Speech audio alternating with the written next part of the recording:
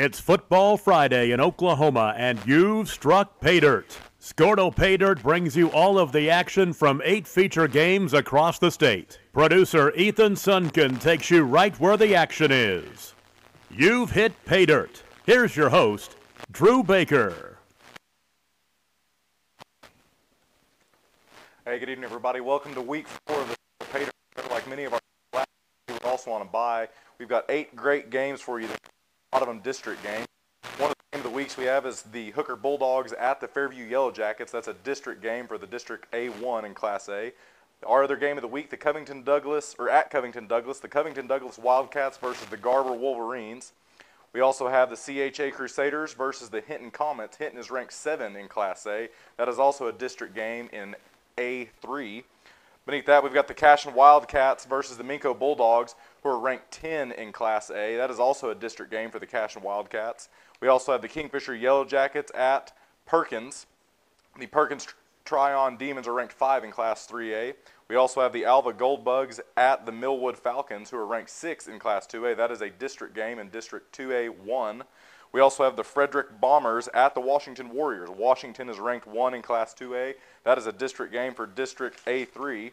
And we also have the Ardmore Tigers ranked 3 in Class A, or Class 5A, versus the Noble Bears, who are ranked 9 in Class 5A. That is a district game for District 5A1. We're going to go live now.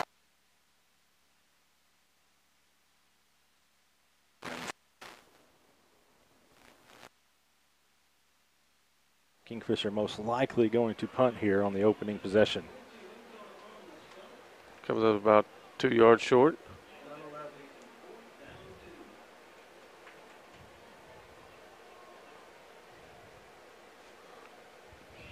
Perkins Beck Smith, number 5, back deep to catch. High punt up in the air by De La Torre. Fair catch is called for, and it is made. Demons will have the ball at their own 33-yard line. So the Jackets, with that first down sack that really put them behind the chains, got close to making it up but couldn't quite do it. Forced to punt on their initial possession. We'll see what the Demons can do on their first possession of the game. 10:54 to go in this first quarter. Michael Swisher, Sean Scammahorn is broadcast presented by Johnson's of Kingfisher. Got Parker, Karcher, and De La Torre at linebacker. Handoff up the middle, Stevenson. That is Trey Stevenson. We're going to move now to one of the Skordle game of the weeks, the Hooker Bulldogs at the Fairview Yellow Jackets. Good job there by Jackson Arnold, too, getting there quick and wrapping up. A lot of times you don't see that. It's one thing about kind of early in the year when you get two good teams together, typically coverage is a little better.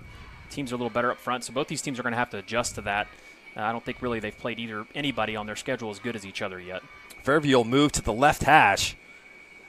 Huge room here on the right side of the field. I'll hand it to Perez right up the middle. He's got room, and he's breaking tackles. He's running through the Hooker defense all the way down to the 13-yard line.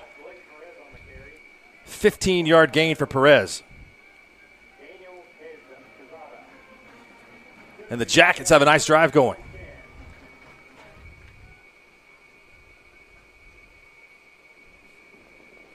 Perez moves to the right of Bernard.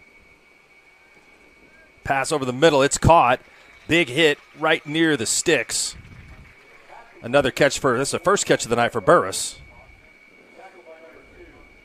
Or excuse me, the second catch for Burris. Nice cut. And the Yellow Jackets have scored. First points of the game go to Blake Perez, and Fairview leads 6-0. Well, that's a great drive there by Fairview. They got backed up early with a penalty and a loss on a run. But, man, Perez, if he's getting positive yardage, Fairview's offense is going to be tough. We're going to move now to the other Skordle game of the week, the Garver Wolverines, coached by Coy Hughes, with a record this year of 3-0, beating Drumright last week 70-50. Versus the Covington Douglas Wildcats, coached by Brian Smith, with a record this year of 3-1, and last week they beat Deer Creek Lamont 48-0. Garber 6-0. What a play by Gavin Hooten on that jet sweep, cuts back just inside the tight end, finds the hole, angles out to the right sideline, stops, backs up, past the defender, and he is long gone down the right side. Gavin Hooten in 47 carries coming in and rushed for 265 yards. One carry tonight nets him 81, and it's an early 6-0 Wildcat advantage, and you'll more than likely see them go with the swinging gate and a try for 2. Not many single extra points kicked in the 8-man game.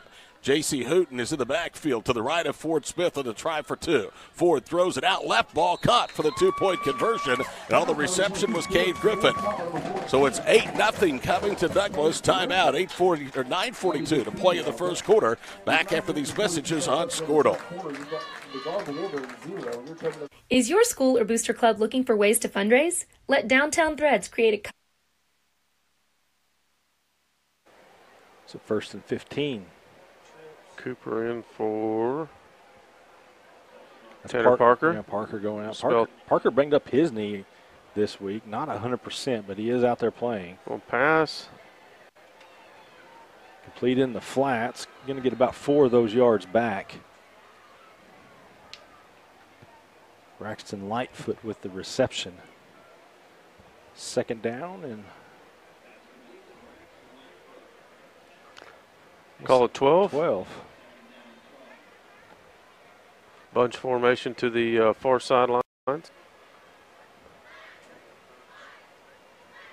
Ball on the ground. Yeah, snap was kind of rolled to Dawes there. Long pass to this side of the field. Barton quick makes the tackle as Mouton makes the catch.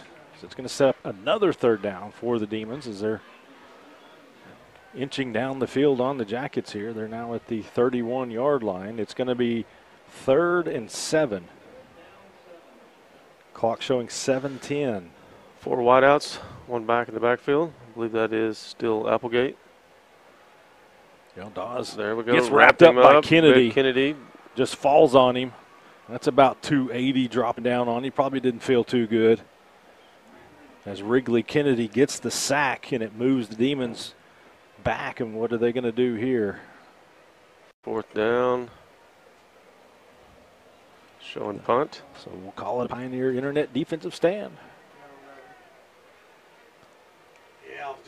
Jackets deny the Demons. Now what Barton's got to defend against here is that high kick. He's still going to be looking up into the sun a little bit. He calls for the fair catch. And caught it. And he makes it. But the Jackets do get the defensive stand, brought to you by Pioneer Internet. Give up a couple of first downs, but they'll take it. Already, this time last year, I think they were down 21-0. and I'm not. I don't think kidding. You are joking. Yeah. Gotta have Tristan. So Jackets are backed up at their own 7. Hopefully, for their sake, they have a better first down than on their initial possession, where Sternberger was dropped for a loss of about this time would not 8. be very good. Yeah. Martin's going to be in the backfield. Looks like Sternberger's going to go under center. Kingfish coming out with a bunch set. A toss sweep to Barton. Just going to try. We're going to move now to the Cashion Wildcats, who are ranked 6th in Class A at the Minco Bulldogs. The Cashion Wildcats are coached by Lynn Shackelford with a record this year of 1-2. They are the defending Class A state champions.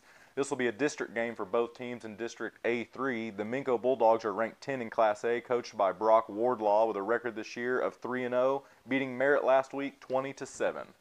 He'll get up and he'll get some positive yards on the keeper. So good balance here by the Coach Wardlaw. Pick up about 6 yards. Yeah, with the way Cashion are kind of lined up here, you're going to see a lot of run game from Minco. We've got 3 down linemen, and then you got the 3 linebackers there with some overhangs, and nothing really just stacked up in the middle there. And you're going to see a lot of running. You're going to see you want to see Jackson and Preston Cotter on the edges, keep them right there, running to the middle. Another keeper there by McMurtry. He'll get about 3, and it'll be 3rd and manageable, 3rd and 1 here for the Bulldogs. And as you see the quarterback running up the middle there, you want to see those linebackers flying in and filling some gaps and trying to get some tackles at the line of scrimmage. So the Wildcats get back to the line. 3rd short here. Again, number 25, we talked about him, Jake Caruth. He's their power back. He spells out Noah Johnson. In motion, another jet sweep here. Inside give. They'll go out to Caruth, out to the outside. Barraquano in pursuit. He's going to get to the edge. And he's going to break it, and that'll be a touchdown. And that'll be a 29-yard run, and the Mingo Bulldogs strike first. Yeah, and that time they just kind of did some misdirection. I said it early on. There you're going to see a lot of misdirection. I think that was one of my keys to the game was be disciplined. And there you have to be disciplined. They're going to try to get those linebackers leaning one way and then come back with a counter or somebody coming back across the offense. And that time the big running back got the ball with some momentum going the opposite direction, got to the edge and into the end zone for the for the Bulldogs. Extra point. I like how you're thinking, though. Extra point is good there by Landon McMahon.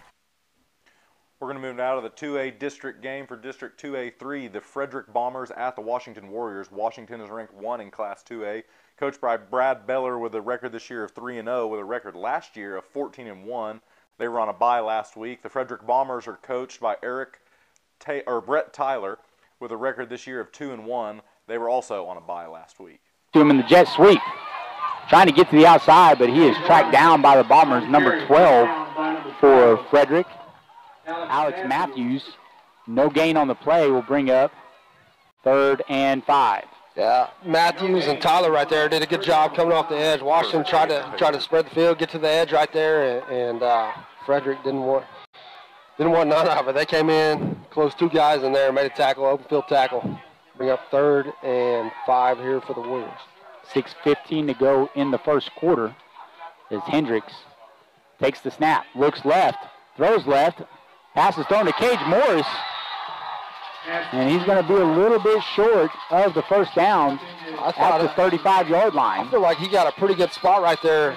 Ref gave him 4 progress start. This is definitely going to be 4-down territory here for the Warriors. Warriors will go for it, like Kyle said. Got to think they're going to run it here with Cole Scott. Is Hendricks. He's trying to drive someone or draw him off sides right here, TJ. We'll see. Not in a huge hurry getting to the line. 2 seconds left on the play clock, and they snap it. It goes to Cole Scott. He's got it. He buries through for the first down. That'll give the Warriors a new set of downs with 5:19 to go in the quarter. Great play call right there, averaging over 5 yards tonight a carry. You know, fourth down and 1. You got to put your faith in the guy. Give it to him. 3 receivers to the right now for the Warriors. 1 to the left. They fake the handoff. Jackson's going to keep it. Now he's looking to run. Trying to get to the outside. Now makes a guy miss and then falls down at the 23-yard line. Nice gain there by the senior quarterback. Bring up 2nd and short for the Warriors. You're going to see that a lot tonight, guys. A little RPO. If it's not there, don't force it. Tuck and run. Jackson did a good job right there tucking that run. Hendricks takes the snap, hands it off to Cole Scott. Looking to the right side. Good run there by Cole Scott. Gives the Warriors a first down with 4:22 to go in the quarter. Bombers lead 7-6. Guys are blocking downfield. That's what you want to see. Not stop until the whistle blows. Warriors playing with some tempo now. They get the call from the sidelines.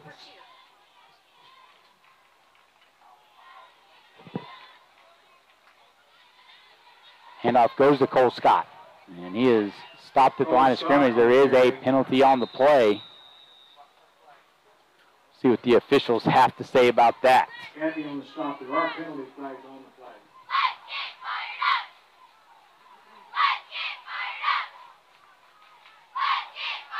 A lot of running tonight. We talked about that before we came up here, Kyle and Stewart, that we're going to lean on that offensive line and try to get that run game established as they call holding, and that'll back them up 10 yards. Just like you said, Cole Scott's only averaged about 3.7 yards a carry here all year.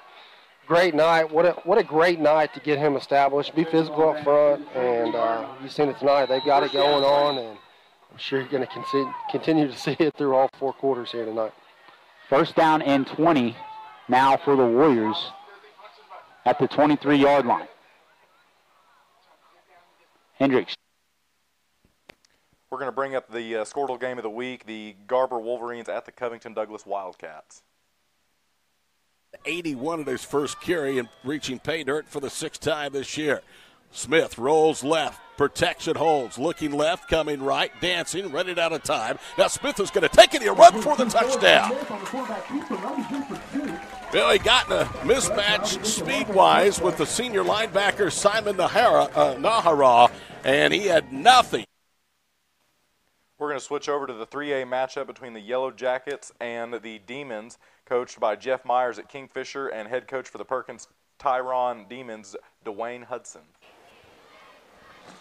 1 minute left to play. Going to Stevenson again.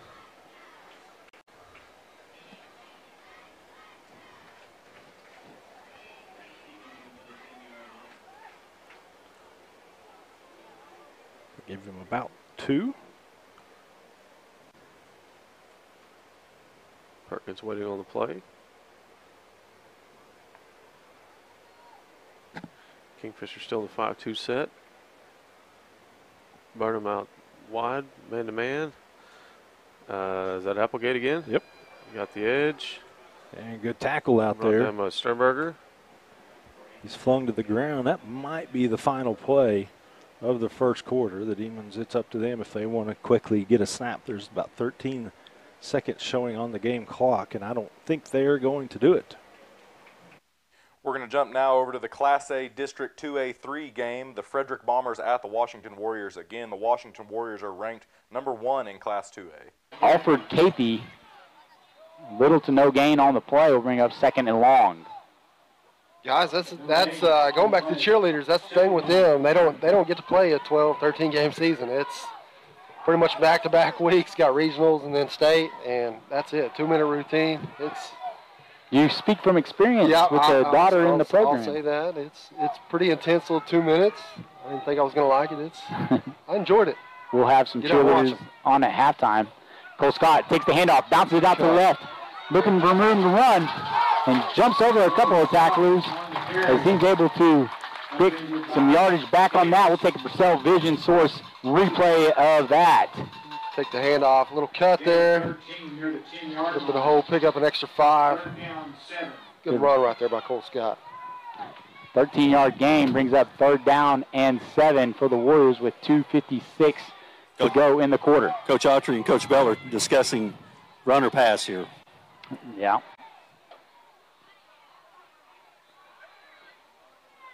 They're looking to pass. Hendricks rolling out to the right, throws it to the right, and it is incomplete. Bring up a 4th down. Fellas, Mason Thomas has been able to kick extra points. I'm going to disagree. I think this is 4-down territory right here, boys. Yeah, we're going to go for it. Right now, it's early in the game. We're moving the football. If worst thing that happens, guys, is we get them backed up here in the hole. It's like a good punt. We haven't really seen. We're going to switch back over to the 3A matchup of the Kingfisher Yellow Jackets and the Perkins Demons. Falls forward spin. Had to fight for it, but I think he got it. Say finds the end zone. First play of the second quarter, and Trey Stevenson gets the 6-yard touchdown run. Jackets kind of had him, but just. We're going to jump now to the Minco Bulldogs versus the Cashin Wildcats. That is a district game for both teams. Still landed in Max's hands, but you got to be careful throwing that ball up when you got 2 Minco Bulldogs there in coverage. Right here, let's see what we got in a 2nd and 15. Empty set, Acord. He'll keep it. He's got a small lane, takes a hit, move forward. He'll get close to the 30, 31-yard line. That'll make it, that's a terrible spot. He fell forward to the Wildcats. Definitely 4-down territory. Minco Bulldog faithful on their feet, getting loud. Empty set. Wildcats will go 4 wide. Aced up is Brown. Going deep. Acord looking at Brown's side. He's going to go ahead and go deep. Ball's up in the air, and that'll be picked off. And that a big deep shot on Tommy Branson, not called. And it'll be Carson Littlejohn, and that'll be the second turnover for the Wildcats. I'm not sure why Chance went to that. I mean, they're basically matching up. We're going to go to another district game this week with the Christian Heritage Crusaders versus the Hinton Comets. Hinton is ranked 7 in Class A, and this is a district game for both teams in District A3 of Class A. The CHA Crusaders are coached by Joel Franks with a record this year of 3-1, beating Mount St. Mary's last week 42-21. The Hinton Comets are coached by Grant Potter with a record this year of 3-1, beating Carnegie last week 48-0. All right, Taylor under center this time as he hands off. Cutting to the left side is Rodman for a gain of about 2. Short gain there by number 21, Trevor Rodman. 2 yards on the gain. Second down, 8 yards to gain. See what that clock's doing over there, Nathan? Exactly Tackle what made the by Comets number wanted to 2, do. Jake Shorten the game Hale. up, keep the ball in our hands. Great job right there by the Comets. Just take as long as you want. Yeah, time of possession, again, we talk about things the Comets like to do. Coach Potter likes to win that battle in time of possession. You win the turnover battle, you dominate the clock, win the time of possession, and that sets you up. It's a formula for success for the Comets. So, again, maybe one more play here to run the quarter out. Rodman in motion. Snap's going to keep it here, go to the left side. He's met, but makes a man miss. Powers forward there for first down. Comets! Is that boy lit up or what? Levi Taylor came to play tonight. First and 10 Comets at their 26-yard line. Bread and butter, once again, he breaks a tackle, makes a play. All we're asking him to do is break one tackle, beat the guy. Yep. He made Graham and Gideon miss there on a pair of tackles. And again, we may let this one wind out here. 22 seconds on the play clock, 12 on the game clock. And that's the indication here, based on the body language and the nods off to the sideline. That's exactly what we'll do. So into the first 0-0 game. We'll be right back here in just a moment right here on HitComets.tv. Comet fans, that's Jackson Vandriff, big boy, chasing him down from behind. Giving it his all out there, making plays. A good job by Jackson to not give up on that play and save the touchdown. First and 10 from the 26.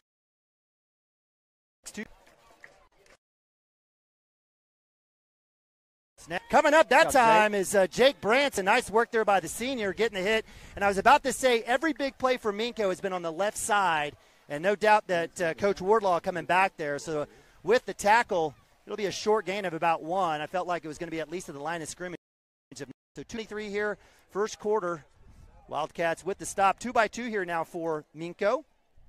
Yeah, right there. Jake Branson came up, made the good stop. But you got to come when they come down that line. You got to come downhill and get to quick and make the tackle. Keeper again by McPatricia. He's met there. Great job by Max Brown coming up from the safety spot, getting the stop. It'll be another short gain of about 1. And it'll bring up third and about 8 here for, or about 7, I should say, for the Bulldogs. Yeah, Max came up, made a big tackle. They're going to try to, get you in one way or the other with some motion and then pull it out and try to find an open spot in the defense. And that time it was open for a second. Max got there quick. So 2-by-2 here for the Bulldogs. Again, same formation. They've run jets. Actually, Pobbin personnel is number 10. Hunter Molinax in at tight end. 5 seconds here on the play clock. 4. Looks like Coach Wardlaw will have a timeout, and he will. And that'll stop the clock with 1:21. We'll go to a timeout. We'll hang tight. Come on.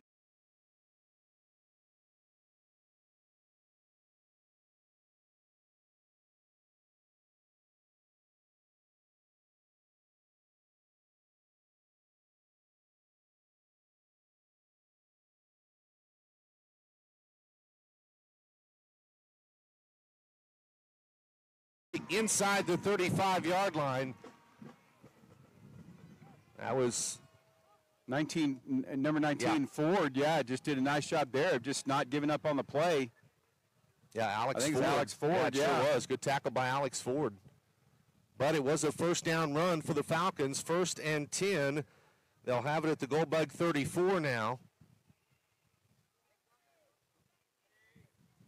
Again, they'll go with that Full house pistol formation will the Falcons. The snap, Turnbull pitches it. Near side, that's Ricky Hunt Jr. Makes a cut to the 30, to the 35. Draggling Goldbug tacklers and finally tackled at about the 22. Dalen Malone, Philip Randall coming off the pile, Reichenkraft as well, but it is another Goldbug first down. Falcon first down, sorry. A gain of about 11 for Ricky Hunt Jr. So first and 10 at the 22. He sees the field so well. He's got good vision. He cuts well. And he runs with some power, too. I mean, he's not an easy guy to tackle. Nope. Turnbull in the shotgun. Hunt Jr. in motion right to left. They try to swing it out to him. The pass is actually behind the line of scrimmage. I think that might be a loss on the play as a lateral, not a forward pass, meaning if that's the call, yeah, it is going to be. It's going to be a loss, a big-time loss, actually all the way back to about the 30. That's a loss of about 7-8 yards. So, yeah, since that was a lateral, it actually is an 8-yard loss back to the 30. So 2nd and 18 coming up for the Falcons now with 1:28 to go in the opening quarter. Again, Alva trailing 8-0 here on the Community Bank scoreboard. Falcons stay with split receivers left and right in that full house pistol formation. Turnbull in the shotgun, takes it, hands off to Hunt Jr. right side. He's weaving through tacklers 30, 25, 20, 15, 10, 5, touchdown, Ricky Hunt Jr. Boy, he is so fast, such a quick step. And, man, once he got to that right side, nothing doing but green grass. Well, and it's not just, I mean, yeah, he's a really good.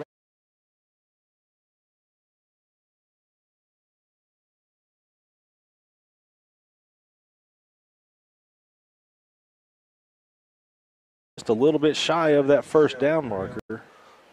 That's the second time tonight he's caught a pass and gotten close. But what will Kingfisher do here? It's going to be fourth down, about a yard and a half. Jumbo. I think they're going to keep the offense in there. Jumbo left switch, 16, gun. And here's some of the sausage being made here. Down to 10 on the play clock. Double tight, double lead. Quarterback keeper going to try to get 2 yards. I think he got it. Yep. Just went right behind Reagan and Evans. That jumbo set there. They hit that line of scrimmage. He got right on their tailbones and just enough to move the chains. F&M Bank first down for Kingfisher. Like Birdwell's 15 yards back, backpedaling to 20. He doesn't want anything. I mean, he didn't touch anybody on that entire drive. Double tight set again.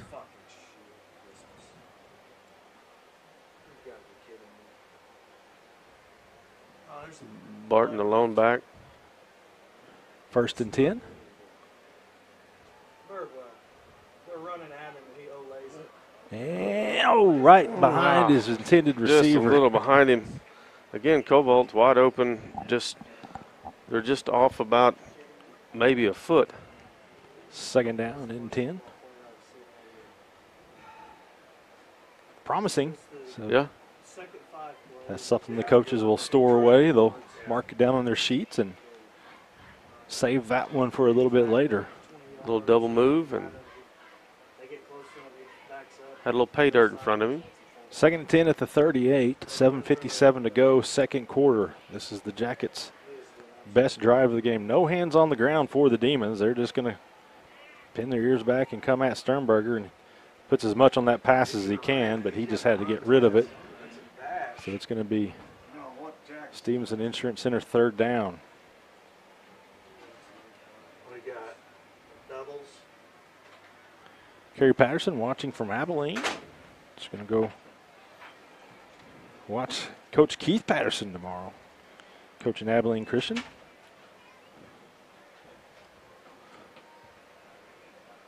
Let's go. 13-12 on the play clock. So 4 wideouts. Stevenson Insurance Center third down here. Third and 10. Sternberger quick pass, gets it to Evans. He just kind of puts his head down, gets across the 30.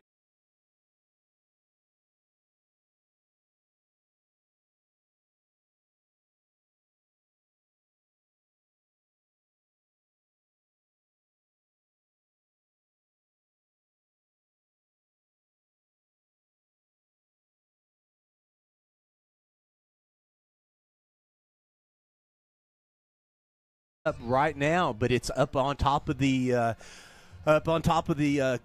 clubhouse and the weight room area, and it points to the south, and it's just a beautiful shot. And of course, you can see the mismatch of fans. The Noble Bears have definitely outmatched the Ardmore Tigers, probably 5-1 right now. Just a hair. They are, aren't they? Yeah. Hey, real quick, we got back deep number 7, Caleb C.J. Williams, and he had a fair catch.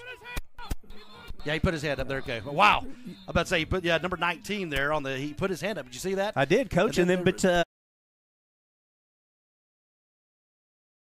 A-court empty set.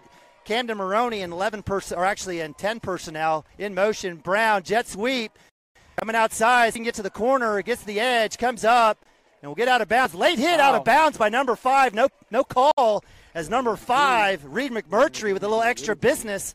But it'll be a gain of, looks like, about 3 here for Max Brown. So the Wildcats will have second and about 7. Clock running. Abavi will replace himself back left of A-Cord. Again, 11 personnel now. Hand off to Nabavi. He has nowhere to go. Just sinks his pads down low to try to stay away from number 70, Ashton Taylor. It'll be maybe a short gain of 1. It'll bring up 3rd down and long for the Wildcats. Yeah, Ashton Taylor's been a force up there in the middle, just getting off blocks and wreaking havoc in our backfield so far this first quarter and beginning of the second quarter. So Wildcats 3rd and 7, 11:27 here, second quarter. Nabavi will go to the left, trips left here. A-court swing pass to Brown. He's looking to break one tackle, trying to get free and doesn't. And that's where, Max would like to just put that foot down and get up north and south. Just go, put your head down. There is a guy bearing down on you. Just put your foot down and go and try to get as many yards as you can on that 3rd down and really shorten that yardage up on 4th down. So 4th and 7. Wildcats obviously going for it here on the Minco side from the 19. Quads to the right. Max Brown by himself. I don't think we're going to see number 33, Carson Littlejohn, move anywhere away from Max Brown. Wildcats have numbers on the right side of the field. A-Cord will look to that side. He needs to get rid of it, and he doesn't. Delayed blitz there by number 22, Carter Pate. It'll be a turnover of downs as the Wildcats can't take advantage of the. We're going to jump now to one of the Skordle game of the weeks, the Hooker Bulldogs at the Fairview Yellow Jackets. The Hooker Bulldogs are coached by Coach Trevor Powers with a record this year of 2-1. They beat Watonga last week 50-0. This is a district game in District A1. The Fairview Yellow Jackets are coached by Robert Bernard with a record this year of 1-1, beating Alva last week 60-28. On the mistake with the snap over the punter's head and now have a 13-0 lead.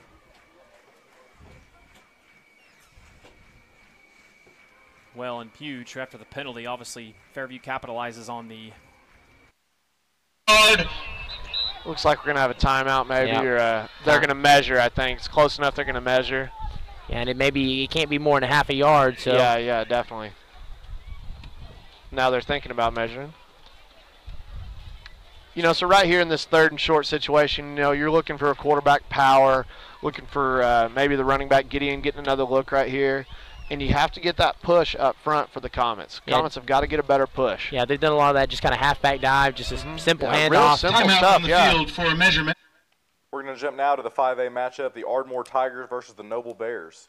Number 2, Cohee, brings him back to the inside, and there's number 56 for the Bears. Very nice. So, again, we had, like you said, jet sweep with Cohee coming across. Tremendous job, Brandon Harper, of extending the play down the line and allowing the kid to cut back, and then there's Max Savaggio to clean it up. He did, too. He buried his head right into the turf right there. Yeah, Brandon did a nice job of forcing him back inside, and Max just ran him down, Shane. Yes, he did.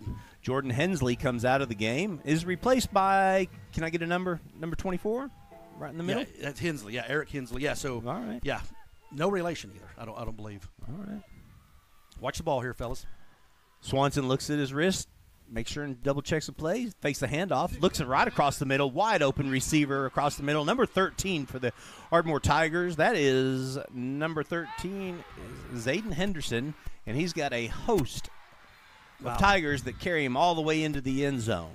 Yep, so just kind of a slant pattern right into number 13's hands, Henderson.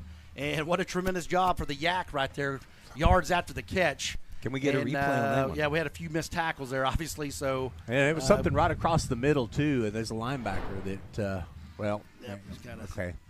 There's just a host of Ardmore Tigers just carrying him down the field as well. There was great blocking downfield. So Ardmore Tigers strike first here at the Noble Field here in Noble, Oklahoma. I believe that's number 1 for the Ardmore Tigers. That is a kicker. He's a left-footed kicker, and he has got a boot on him. 15 guys. Oh, is it 15? Okay, I'm sorry about that. 15 for the Ardmore Tigers, and that's Jackson Holtz. It's hard to read these, aren't they? Halstead. Yeah. Sorry about that. We're going to jump over to the 3A matchup. The Kingfisher Yellow Jackets, coached by Jeff Myers, with a record this year of 2-1. They were on a bye last week, versus the 3A Perkins Tryon Demons, who are ranked 5 in Class 3A, coached by Dwayne Hudson, with a record this year of 2-1, beating Marlowe last week 34-21. Make the tackle again. Very short gain, but this started with the 1st and 5, coming back out with the real offense. Yeah. Back in, gonna be Diamond. Make sure to watch the ball.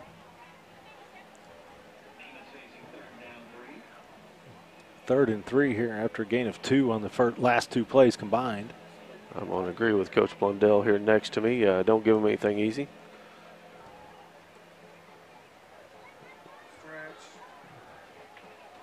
Well, good job. They didn't. They didn't give up. That's Cooper in there. Cooper again, yeah. They dropped him for a loss on that play. It's going to be 4th down and 5. Almost a loss of 2 there. Really great job by the defense, as you said, Cade Cooper. You know, he's been frustrated watching the first 3 games of the year with a boot on his foot. Now getting out there, getting his first action of the year. 4th down play. Same formation. Try to draw him off sides. Good job by the Jackets not biting there. Play clock at 10. Game clock at 3:48 and moving. Back Looking to pass. And complete. Catch is made. Great pass and catch. Moton had to go back behind him there to make the catch. He was well covered by 2 Jackets, and somehow that needle was threaded, and he was able to go back behind his body and make the chain-moving catch. It's going to be 1st down and goal.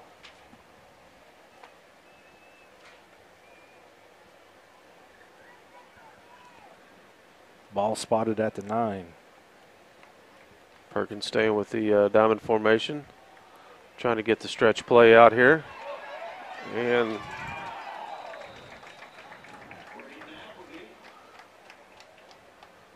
he lunged. I thought he was out of bounds before the lunge, but we'll see where they mark it. They probably don't agree with me. They're going to give it to him about the 2-yard line, maybe the 3. 2nd down and goal from there. there's a whole lot of bodies coming that way on that stretch play. Now there's a whole lot of room on the other side of the field. Set up on this left hash mark. Just go to 24. And wow, he just found his way through there. Trey Stevenson with the 2nd touchdown run of the game. This one from 3 yards out. They had him at the line of scrimmage, and he just stood up and kept going.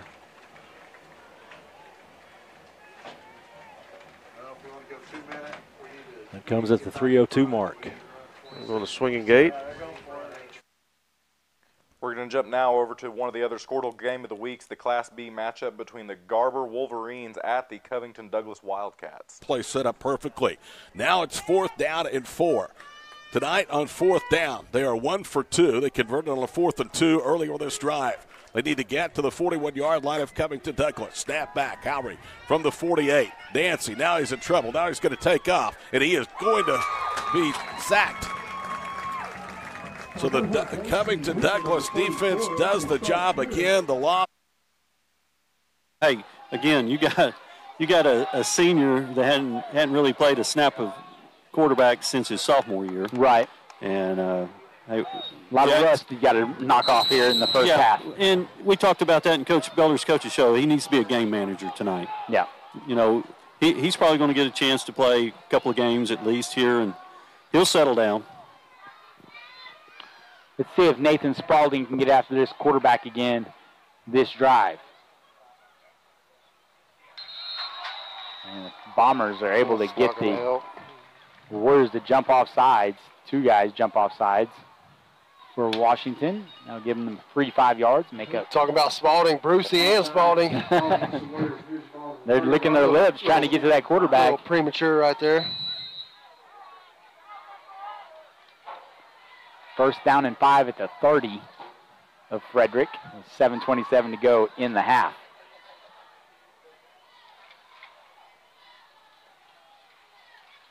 Guyton hands it off, and he's stuck by Hudson Howard. Hudson Howard playing that linebacker position as you see him. Filling in the gap right there. Sneak up. The hat on him. Nice form tackle there by the sophomore linebacker. 52, guys. We talked about that in the commercial break, is back playing tonight. That would be Easton Berglund, first game back. Played right tackle on offense, and they've got him in at inside linebacker on defense now. Bombers come out in a spread formation. They send a man in motion, fake the jet, throw it back to the guy. Case Taylor looking to make a tackle, and Nathan Spalding there coming from his defensive end position to make the tackle. Yeah, you thought Bombers were going to make some of that play right there with Taylor out there about to juke him, and then here comes Spalding. Boom, boys. Third down and 9 now for the Bombers. We're going to jump now to the Class A District A3 matchup between the Cashin Wildcats, who are ranked 6 in Class A, versus the Minco Bulldogs, ranked 10 in Class A. Have to get the ball in their hand and step up and make big plays. So it'll be 1st and 10 for the Bulldogs from the Cashin 46. Jet sweep. It's going to be given. It's got a lane. Cuts back up. Birchfield breaks a tackle. Nabavi there with the first tackle. Cleaned up by Gilbert. Nice play for the Minco Bulldogs to get the first down. Down that time, they came in motion. The whole game, they've come in motion, kind of faked it, went the opposite direction. That time, gave the handoff, and he got the edge, turned it up. Just our linebacker on this side wasn't there. But you want those defensive ends to get up the field, turn that all back in, and those linebackers have to be there to make that play. And that time got around the edge. Get on the ball. Ball's loose. Wildcat football. They get it back. Nice job. It was an exchange issue there on the jet sweep. They've been so good at it tonight, but that's the risk you run on those jet sweeps. And the Wildcats are able to fall on it. It'll be Cashin football with 4:51. What would have been disaster with the Minco Bulldogs getting the ball at the end of the half in the third quarter with the chance to put up another score will be Cashin football, 1st and 10 from the 36. Yeah, now the Cashin Wildcat offense, we've had plenty of opportunity out here. We've had some big plays that we missed. Now let's see if we can hit one for a big touchdown before half. Acord looking for Nabavi on the out, shorts it to his feet. He had no chance. Give credit to 27. That was Gage Law, the senior, out in coverage. So that'll bring up 2nd and 10 from the 36. Clock stops here, 4:47. Wildcats will go back to twins. And this is the formation I like, because this is where now Hunter, number 33, Carson Littlejohn has got to pick someone up, and that leaves Max Brown in one-on-one. Option, Acord will keep. He'll move forward. Nice solid gain there. Looks like it'll be a gain of about 5. Yeah, still had somebody at his feet in the backfield. Got around him, kind of gave the old pitch out there to Nathan. Fake, pulled it down, got a big, 6 yards there. So actually 4 yards. 3rd and 6 here from the 40, 4:27. 2-by-2 again, Nabavi and pistol. Canman looks like Wildcats here. Screen pass, caught, up the field. Spin move, still on his feet, and that'll be enough for a first down. Good job by Seth Gilbert. Circle, circle, square, gets the first down. The Wildcats keep it going as the chains are moving with 4:13. Yeah, good job by Kai. Get the ball, get up the field, and get enough for the first down. So 1st and 10. Wildcats stay in that 2-by-2 formation. Nabavi to the left of Acord now. Nabavi with a handoff. He's got a small lane, nowhere to go. Picked up and body slammed. A little excessive there, but good work there by 25, Jake Caruth. I mean, Nathan came up high, didn't have the leverage. Caruth came up, just a form tackle, picked him up, slammed him down for the big tackle for the Bulldogs. So 2nd and 10, 3:39, Nabavi fake. That's tipped, so had Looks like we had Brown on the hippo, and that will fall incomplete, and it'll be 3rd down and 10. Yeah, that time you had, I think, it was Kai Gilbert going to the, just kind of a corner flag and ran into, I think, 33 there, Little John. If that would have not been tipped, I think they might have thrown pass interference. So 3rd and 10, 3:34. Wildcats again 2-by-2. Nabavi in the backfield. He'll move in motion. He'll go to the swing pass to Nabavi. He'll catch. He's got 2 Minko defenders on him. He'll get close to midfield. There'll be a gain of about 3 or 4. That'll bring up 4th down. I've got to believe we have a punt, but Nathan had no chance on that. Credit him in getting a few yards. Wildcats will keep it. Looks like they're going to go for it. 3:28. I guess the clock does stop as it goes out of bounds, and we'll have an officials timeout as the chain crew there. Got to drop them chains when they're got to drop those chains. That's why the Cash and Bulldog chain crew are all staters for Cash and Wildcats. I apologize. Are all staters for the last 27 years on the chain crew. They know that stuff. Looks like they got the box fixed there, and usually these are dad volunteers out here that are doing this. And it's 4th down, so it looks like Cashton's going to try to go for it and try to get something going here before half. So Wildcats 2-by-2. Camden Maroney in the backfield. Back to pass, Acord. He's got middle, Nabavi doesn't see him. Rolling out. He's going to go deep. He's got Nabavi deep. Just out of his reach. And that'll be a turnover of downs. We're going to jump now to the 2A matchup in District 2A1. The Alva Goldbugs, coached by Dave Foster, with a record this year of 1-2 at the Millwood Falcons, who are ranked 6th in Class 2A. Head coached by Darwin Franklin, so my apologies to Coach Franklin on the last time we switched over there, with a record this year of 1-1. So though I think they're also using Xander Miller out there a bit too, or Miller's actually on the line. But, yeah, Weirsick's kind of been all over the place. And from a defensive standpoint, that's a loss of 3 yards, sets up a 2nd and 13. And one of the Goldbugs, I thought, got a hand on it. I didn't see who it was when it was thrown. Yeah. 2nd and 13. Here's Thompson on the jet sweep receiver handoff to the right side. Xavier Thompson, he's going to be taken down. He'll pick up pretty good gain, though, and it'll set up a 3rd down and about 6 or 7, depending on where it'll be 5, actually. So a 3rd and 5 is what we'll see for the Falcons with the ball on the Goldbug 41-yard line. Well, now it's the Falcons that are running the clock. It is. They're just, they're letting the play clock, play clock get down to under 5 and just kind of running their offense. Pistol formation for Turnbull. Takes the snap, handoff Ricky Hunt Jr., cuts up the middle, big time, running room, nothing but green grass. He's going to go 30, 25, 20, 15, 10, 5, touchdown, and that's 3 touchdowns for Ricky Hunt Jr. He's now scoring. We're going to jump over to the District 2A3 matchup between the Frederick Bombers versus the ranked 1 Washington Warriors. Nice play there by the Warrior quarterback. He's able to make a completion to Cade Norman. Yeah, we said going to that RPO right there. We said we were going to see it a lot tonight. Thought it was a handoff to the inside. Ended up Jackson up slipping out the pocket, hitting Cade.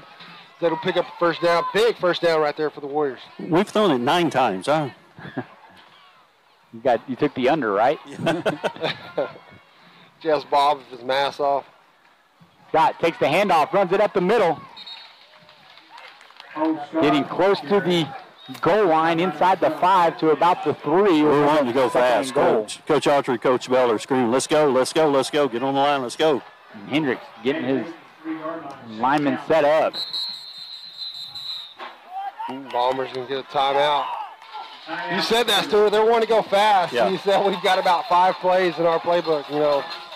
Might as well go fast. You know what you're doing. Had success with it all night. We're going to jump over to the 5A District 5A1 matchup between the Ardmore Tigers and the Noble Bears. He's 5'10", 180 pounds, though, is what they've got him listed as. So number 8 looks like a big kid, too. Well, Singleton, he's just a sophomore, number 10 here on the outside. Well, like we said, the program history with wide open right down the middle.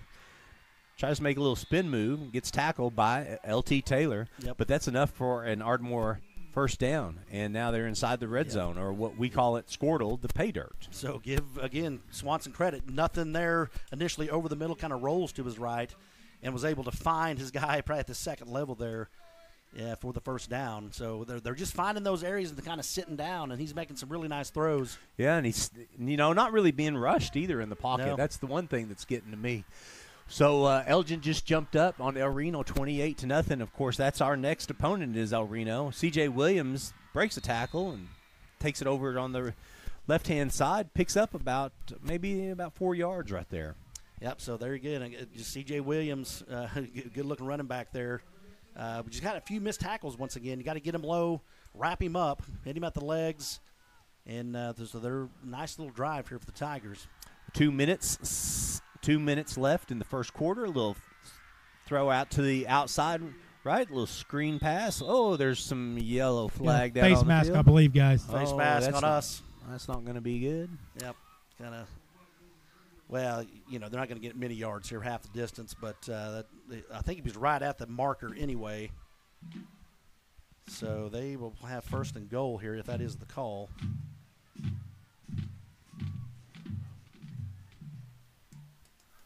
Well, okay. Here he goes. The official's going to say, yep, personal foul, face mask against the defense. That's going to bring up first down, and the ball's going to be placed right at the 5-yard line, just right on the other side of the 5-yard line. So is that half the distance, Matt? Yes. Yes. Okay. Yep. Yes, sir. Yep. So they are definitely inside the pay dirt right now. We're going to bring in the Skordle game of the week, the Fairview Yellow Jackets and the Hooker Bulldogs. And a penalty False start will cost him 5. Move it back from the 3 to the 8. Bernard with 2 carries for 35 yards.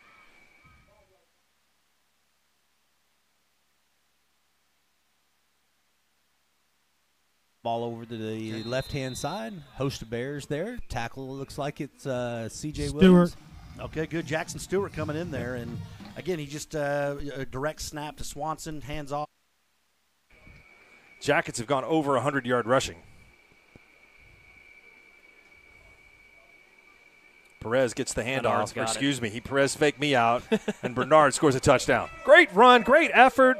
Bernard scores from 8 yards out. Yep. Well, with 1:18 left and inside looks like about the 3-yard line, 4-yard line.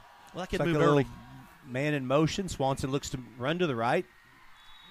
Takes a little dip step and then goes right over the top of the pylon for the Ardmore Tigers' second score. And this is not the way the Noble Bears need to start. Nope. But the score is now 13-0 with 1 minute left still in the first quarter. Yeah, again, we knew at some point they were just going to let Swanson roll here to his right, and there it was. And he's fast enough to get to that edge and get to that pylon. So here we go again, fellas. We've been in this spot many times. Just kind of digging out of a hole, but just got to clean some things up here, fellas. We just had to look sharp right now. This first quarter's been kind of blah, really. The physicality, like you said, it's mentioned not as well, there. too. Yep, just got to fight through. We're going to jump to one of our other Skordle game of the weeks, the Garber Wolverines at the Covington Douglas Wildcats. Again, the Garber Wolverines are coached by Coy Hughes with a record this year of 3-0. The Covington Douglas Wildcats coached by Brian Smith with a record this year of 3-1. Get behind him, and that's something that cannot happen here when there's limited time on the clock and 70-plus yards to go. Ford Smith, just 2 interceptions, 10 touchdown passes in his sophomore season, and completing 68.5% of his attempts this year. 3rd and 10, Covington Douglas at their own 25-yard line. Garber has but just 1 timeout remaining, down 32-8. Smith, a quick drop. Shoulder fakes, throws near side, and the ball incomplete. He had a receiver on the near boundary, Camden. We're going to jump over to the Class A district game between the Cashin Wildcats at the Minko Bulldogs. It looks like a knee brace situation is number 27, Gage Law, senior. It's like he'll have to come off. I think he has to come off if they called injury, did they not? We've got another Minko player who's stumbling, number 25, Jake Caruth. Looks like he might have a stinger of some sorts. Don't know if he has a shoulder looks like issue. His shoulder's out of pocket there or something. That Just could be a can't really big move his loss arm. for the Minko Bulldogs if Caruth can't play. He's been a stud on defense, absolutely monster. Probably has about 4 or 5 tackles. Yeah, running the ball, too. And He's running the been ball, there, absolutely. Impressed with number 25 for sure. So Wildcats will go back out, empty set again. Camden Maroney help out in protection. Pump, middle play, screen over to Camden Maroney. He's got blockers. Maroney to the 35, bowls his way over and out of bounds. Great play call there by the Wildcats. Steps out of bounds at the 29, and it'll stop the clock with 1 minute and 6 seconds. 1st and 10, Wildcats. I'm just looking for a flag. Every time we've had a big play, it seems like this season. Look for the flag, that's there's been right. a flag. Illegal man downfield, something. That time it was clean. A great play call there by the Cashion Wildcats. Got us down there to the 30-yard line with a minute left. So it looks like we have a stoppage here. We'll have a timeout as Coach Wardlaw, with a little up-tempo, can't get it right, doesn't have the coverage. They'll burn their second timeout. They've got one left. So Wildcats moving. We've seen it today. They've had opportunities. They've looked disgusting today. It's probably the worst half I've seen in a while. But have a We're going to go to one of the other Skordle game of the weeks, the Hooker Bulldogs at the Fairview Yellow Jackets. The Hooker Bulldogs this year are 2-1, and the Fairview Yellow Jackets are 1-1. That was not the fault of Martins.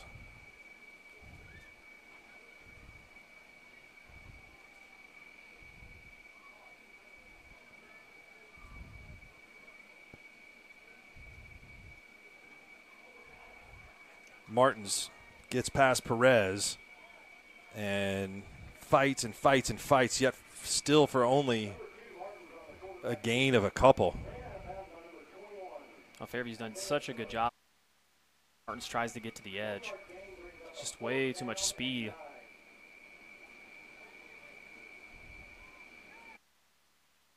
Wildcats will go trips left here.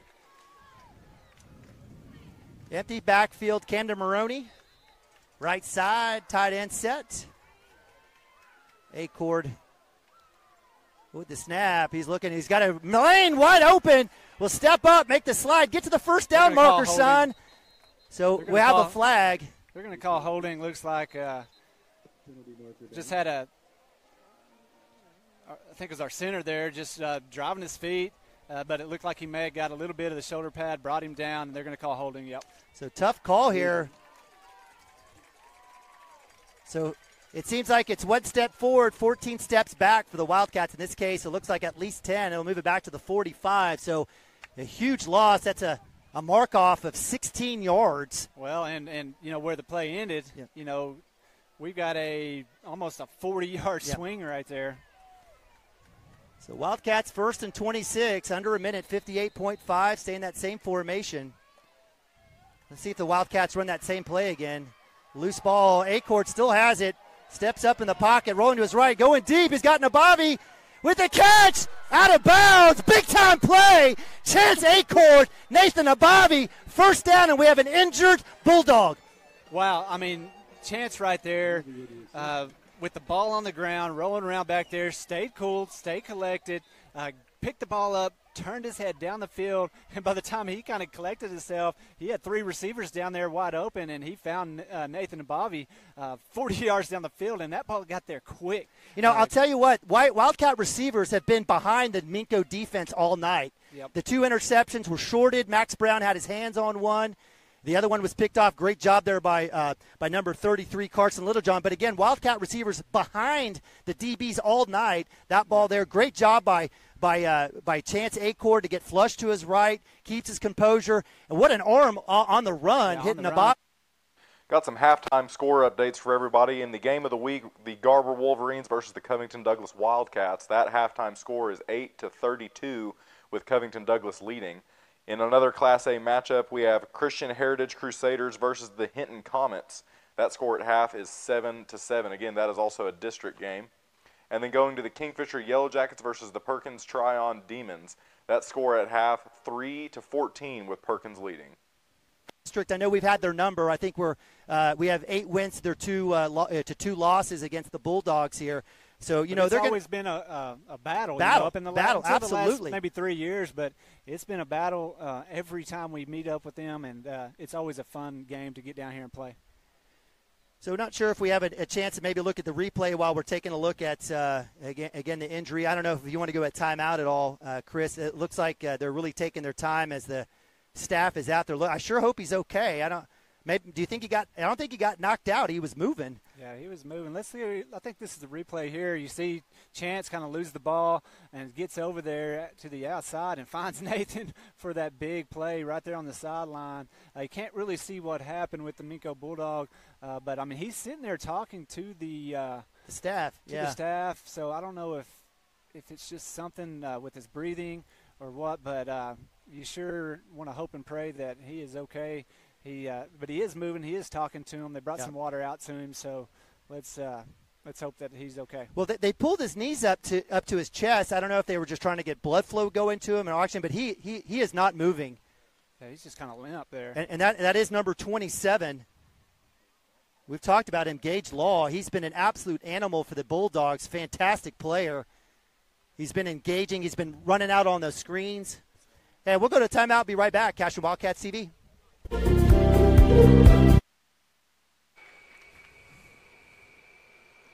No one in the backfield with Martins, again trying to go across the middle, and again a ball that's right there that is dropped. Braxton Birds, the intended receiver, it hit him right in the stomach and falls to the ground, incomplete. So Coach Powers has got to be thinking, what do we got to do to put this one in the end zone?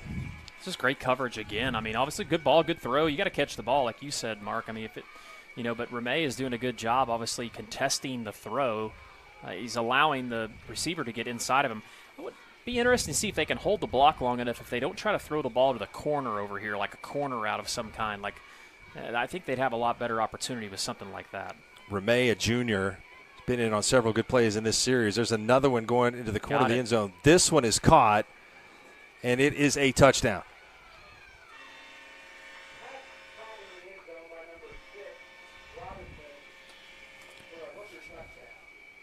The receiving, Keelan Robinson. We're going to jump now to the Ardmore Tigers versus the ranked 9 Noble Bears. That is a district game, being District 5A1. Yeah, it was a good tackle. Okay, good job. There you go. So he looking for a pass over the middle, was not there. So he rolls out, and he kind of got caught up in the middle, rolls to the left. I'm glad he got out of that, though, Coach. He was really backed up back here, man. I thought, they're going to catch him from behind, and he just took off. He got 7 yards, Matt. Yeah, very good. Very good rush. That's what we need. Short second down plays is what we're looking for. Yeah, now that it opens up a little bit. Look over on that right side. If he can. Our trainer on staff, we're so fortunate to have Heath helping out here with the Minko side. So it'll be Wildcat football, 43 seconds from the 11 of Minko. Brown with a handoff. He'll cut back up in the middle, nowhere to go. And guess who, number 70? That's Ashton Taylor. Wildcats wisely taking a timeout. That'll be the first by Coach Shackelford. He's got 2 left, and so that'll bring up 2nd and 10 with about 37 seconds left. So a little, getting Max Brown into the game to get him in the backfield. Tries to get to the. One more halftime score update for you. We have the District 2A3 game, the Frederick Bombers at the ranked 1 Washington Warriors. The score on that game at halftime is 7-12 with Washington leading. Minko Bulldogs against the Wildcats, and we saw it earlier. He was jacked up, pumped up, ready to go. We got him to jump off sides a few times early on just because they were so juiced up, but really has calmed down, but still kept that intensity, and right there you saw it. Got to Max before Max could really get in. We had those big guards pulling. I think that was Preston getting out there on the corner, threw a good block. But, man, those boys up front for Minko just have done a good job getting to our cash and running backs tonight and not really letting them get loose like we're normally used to seeing. All right, so 2nd and 9, he actually would get credit for a couple yards. Here's what I want to see. I want to see Chance back there with a chance to kind of move around, have receivers kind of crossing in the end zone, and really give him a chance to deliver a dime to somebody that's standing in the end zone. I'll take it. Wildcats come out now, 2nd and 9, 37 seconds. Out of the timeout. Wildcats with 2 remaining. In motion. Brown up the field. Come back. Throws it out. Camden Maroney in and out of his hands. Wildcats cannot buy a break today. Maroney, who would have walked into the end zone, at least gotten a first down. Yeah, and Maroney, you think Well, he is a lineman and maybe not have that doesn't have that great of hands. Moved him to, but no, the kid has always played. Growing up, running back, had the ball in his hand, played quarterback, has great hands, and so to see him drop that right there is kind of shocking to me. So 3rd and 9, 31 seconds. Shackelford will get the call in. 10 seconds on the play clock here for the Wildcats. Quad look here to the left. Max Brown by himself outright. Minko Bulldog faithful getting loud. Acord with the snap and shotgun looking at Brown. Steps up and he's going to be tackled. Timeout. Got to call timeout. He had Max Brown wide open on the post, or open I should say, not wide open. Doesn't pull the trigger. He didn't have much time. By the time he really saw him open, probably he was wrapped up. Taylor again, that was him getting to him before he really had time to find Max. But that's got to be one of those timing routes where you know where he's going to be. You know he's going to be open because he's quick. And the way that the defense was set up, you want a chance to really kind of get a chance to know where he's going to be, put it out there, and let him have a shot to catch the ball for a touchdown. Well, the Wildcats on the loss, on the sack, are all the way back to the 15-yard line. The first down marker is at the 1. Wildcats, it shows no timeout, should have 1 timeout left. No, that's right? the third timeout. That is the third timeout. That's right. So this is clearly. Will be a shot in the end zone. Like you said, you could get a first down, but you're going to have people, running in the end zone. Chance is going to throw it to the end zone, but you know those Minko Bulldog up front 4. They're going to pin their ears back and try to get to the quarterback, and they've had some success. So let's see if our boys up front can really do a good job and give Chance some time to find somebody running open in the end zone. Back to pass. Acord shotgun, steps up in the pocket, throws one up in the end zone. He's got Gilbert, and that's out of bounds, and it'll be a turnover of downs. Good coverage and good pressure there. And so with 18.8 seconds, it'll be Minko football from the 15. Yeah, and even if he would have caught that, well, I don't see a flag there, but we had a little bit of hold to get. We're going to transition to the Skordle game of the week, the Hooker Bulldogs at the Fairview Yellow Jackets, where the score is currently 6-20 with just a little bit under a minute left in the first half. He's getting a two-way Gatorade action, getting a little on the back of the neck and some to drink as well. Bernard has a man open, throws behind. A great catch, a nice adjustment, and really a pretty good throw on the catch. Austin Howe, tight end, gets his first reception of the evening and a gain of 12. And just like that, the Jackets are moving the ball. 30 seconds, clock running. Bernard can take off on his own. To get out of bounds, good job. And does get out of bounds. Gain of 3.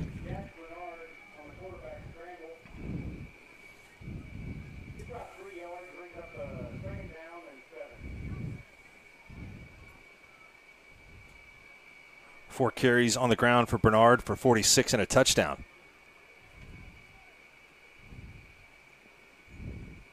Rolling to his right, he's got backside pressure. And, nice wow, throw. That's a good catch.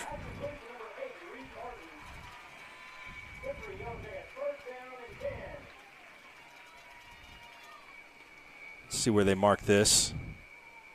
The 33, that's a gain of about 17. Martin's on the receiving end, his third. So Bernard has done a great job of spreading this around to different receivers. Well, it's not out of their comfort zone. And Bernard has made some. Got another score update in the District A3 matchup between the Cashin Wildcats and the Minko Bulldogs. Both teams ranked in Class A. The score on that game at half is 0-14 with the Minko Bulldogs in the lead. The Alva Millwood score at halftime. We have Alva down 0-38 against the Millwood Falcons, who are ranked 6th in Class 2A. Again, the Millwood Falcons are coached by head coach Darwin Franklin with a record this year of 1-1. What do we got going on there? Well, I was actually transitioning here to some Class A scores. Perry has now scored again. It's 14-6. The Maroons could be in a little bit of trouble now after giving up back-to-back scores. Here's a couple interesting scores. Luther is up 14-0. Veneta is all over Pawhuska, 26-8. It's an interesting game. That's teams that I'm sure have a history, but it's Veneta coming down from 3A and Pawhuska moving up from Class A. There's a little double pass there. That's what they were looking for. okay, it was going to be a double pass. And again, if the play really isn't there, no need to try to do anything spectacular at this time of the half. So Fairview will call a timeout. That's a reception for no gain. Here's a game that's a little bit of a surprise. Washington only leads Frederick 12-7 at halftime. You know, that Washington team, and we'd mentioned, is perhaps played a little bit below projections, and I'm not sure if it's an injury situation with them or what exactly may be going on. I would agree with you. A few other scores here of interest. Hennessy right down the road leads OCS 15-14. And you talked about Chisholm. Chisholm's in a battle. Be nice to see them get a W. They are down 24-20 to Newkirk.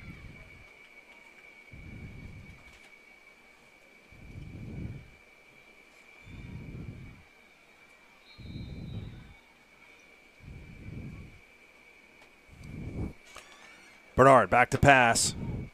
Has a man again. Throwing that deep out route. That is impressive. There's still 3 seconds left. It's a 22-yard pass. Martin's taking over as the leading receiver for the Jackets. He's got 54 on 4 grabs.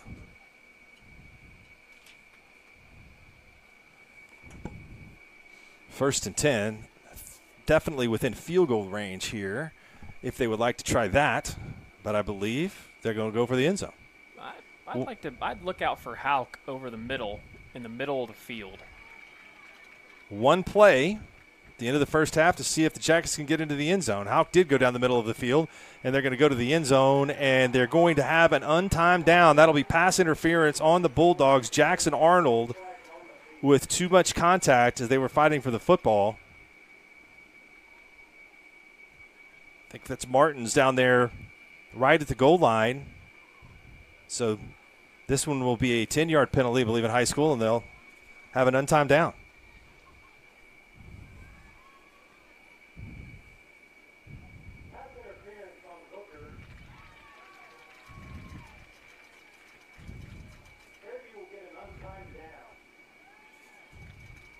He placed at the 5.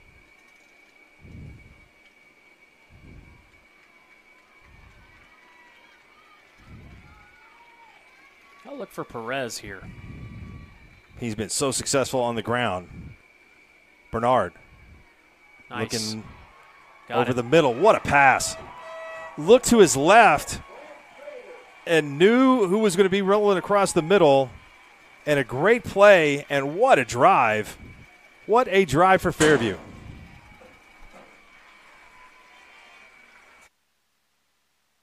There. Trips right. Swanson looks over to his right. Trips take off. Looks like he's going to pass to the right. Oh, a little bit to the outside. Number 8, just on the outstretched hands of Javion Singleton. Just missed him on the outside edge there. Boy, good thing he was looking at Singleton there, because number 9 was for he the a little bit Tigers, more open? Rudy Vargas is on this backside kind of post route. Wow. And he was there. He got behind our secondary, so he was open. Okay. So we're going to have to keep an eye on that. They may be setting that play up here. Well, that's going to bring up 2nd and long, and that's a good place to have the Ardmore Tigers at. 2nd and long, it's about midfield. All right, let's go. Swanson checks his wristband, the play, calls out. Looks like a little screen pass over to 9. Vargas, just like you had mentioned. A couple of attempt tackles and a couple strips. Yeah, we're gonna have to, fellas. We're gonna have to go low. So they're just swinging that ball out there. Nice. We had a nice swarming defense, but we got to have to hit them low. You know what I'm saying? Because they're just gonna continue to drive their legs and push forward.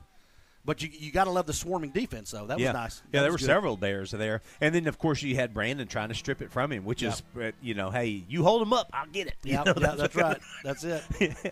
That's right. Yeah. Big third down, guys. Yeah, this is a big one. And here comes the loud bell. So here we go. A penalty would be nice.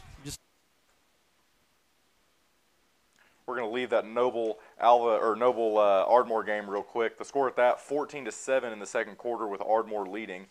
Some other halftime score updates in the Skordle game of the week. The District A1 matchup between Trevor Powers' Hooker Bulldogs and Robert Bernard's Fairview Yellow Jackets. That score is 27-6 at half with Fairview leading. The other game of the week, Arbor Wolverines, coached by Coy Hughes, are down 8-32 against Covington Wildcats, coached by Brian Smith. The CHA Crusaders versus the Hinton Comets. Hinton being in Class A. Also a district game in District A3. That score is 7-7 at half. The Cashion Wildcats, who are ranked 6th in Class A, taking on the Minco Bulldogs in District A3 game. That score being 14-0 at half, both teams being ranked. Going to the Kingfisher Yellow Jackets versus the Perkins Tryon Demons, who are ranked 5 in Class 3A. That score is 3-14 with Perkins leading at half. Going down to the Alva Goldbugs at the Millwood Falcons, that score is 0-38 with head coach Darwin Franklin leading the Millwood Falcons against the Alva Goldbugs. And the 2A matchup in District 2A3, the Frederick Bombers are down to the ranked 1 Washington Warriors, 7-12. We also have the Ardmore Tigers Noble Bears game, as I said, at 14-7 in the second quarter. We're going to jump back now to the Ardmore Noble game. From that too. Get away from it, yeah. Brandon says, I'll catch it. Okay, good. Yeah, and don't let it bounce. Don't let it roll backwards, towards them. So that's very good. So I want to give a big shout out, though. This last week, we had an anniversary in the house, and that would be Mr. and Mrs. Harper had an anniversary. So we want to say happy anniversary Scotty. to you guys. 18 wonderful years. 18 Happy anniversary. years, man. That's awesome. Bless her Amanda heart, Harper. man. I tell you what, Scott, you She put up with me for 18 years. She well, deserves a plaque. I mean, you married up, bro. That's all I'm trying to tell Absolutely. you. So. You outdid yourself there. Absolutely. All right. 18 years. That's great, man. Brandon Harper in motion. Colin Fisher looks to roll to his left. Comes back. Sees somebody across the middle. Nope. He pulls it back down. Throws it deep all the way to L.T. Taylor. Catches the ball. What a great play. But we have a flag. They say calling through it across the line of scrimmage, Shane. Hey, guys, I don't think that's a call. I think we had a lineman downfield. Lineman downfield. That's what I was thinking. Okay. Yeah. Okay. When it happens, when you're scrambling like that, those linemen seem to think, okay, man, he's taking off. He's going to run downfield. I need to go block for him downfield. that's You right. know, I don't want to just sit here on this line. I got to get down here. Yep, that's exactly what they call Randy. That's there's two. Well, yeah, you just can't do that. And again, to their credit, though, like you said, Matt, they're they play 4, 5, 6 seconds usually. Yeah, the ball's got to be gone. Yeah, by the then, ball's right? gone, and yeah. so they're that happens quite often. When I saw him running to the right, and he had a lane, I thought he was gone, but then he saw somebody deeper, and he was like, "Hey, I'll deliver this ball." Well, that was LT down there too. So yeah, great catch again. Yeah, it was great catch. We've been here before though, kind of backed up, kind of in our own. Well, we need to get out of this hole like this. All right, but this does bring up 1st and 15 now. Oh, they brought the heat again. Run it. And Colin Fisher looked at that one and just got right out of there and Attaboy. went and got the first down. There it is. And then Yeah, there's a flag Yep. for another 15 yards right there on their bench. The guy was really hesitant about throwing that flag, but I mean, you saw it plain as day. He was out of bounds. Yeah, he gave himself up right away. Here, watch his replay as he kind of comes out of bounds. He's there, and the official, it probably maybe took him a second or two to get it out of his pocket. But and so he just kind of gave it 1, 2, 3, boom, yeah, he gets hit. And I'll be the first to admit I hate those calls because they typically are so not the right call. Yeah. But that was clearly a call. What, because you're saying the momentum or yeah, something? because a lot of is the kinda times going? those Okay, yeah. defenders can't slow down. Right, And exactly. it's kind of crazy that they call it that often, but And it wasn't that big of a hit either. I'm just saying, Colin you're right. stood right Oh, up absolutely. on that one. Yeah. And it Gave was just a himself shoulder up. check. But you got to back off away Yeah. from him, man. Got to protect that quarterback on top of everything else. Okay, here we go. All Nice, right. nice momentum here we have going. We got down in that hole, and now we're back out of it, right? Peterman's still in there, guys. All right. A lot of pressure coming. Nice throw right across the left-hand side. I just didn't like that late hit on the back, and I kind of waited for something to happen right back there. Can one more time on that replay if I could see that, because it sure didn't look like that was that was on time. And, I mean, he hit him pretty dadgum hard, too, after he threw the ball, Coach. They just kind of, not much. Let's check this out. Nope.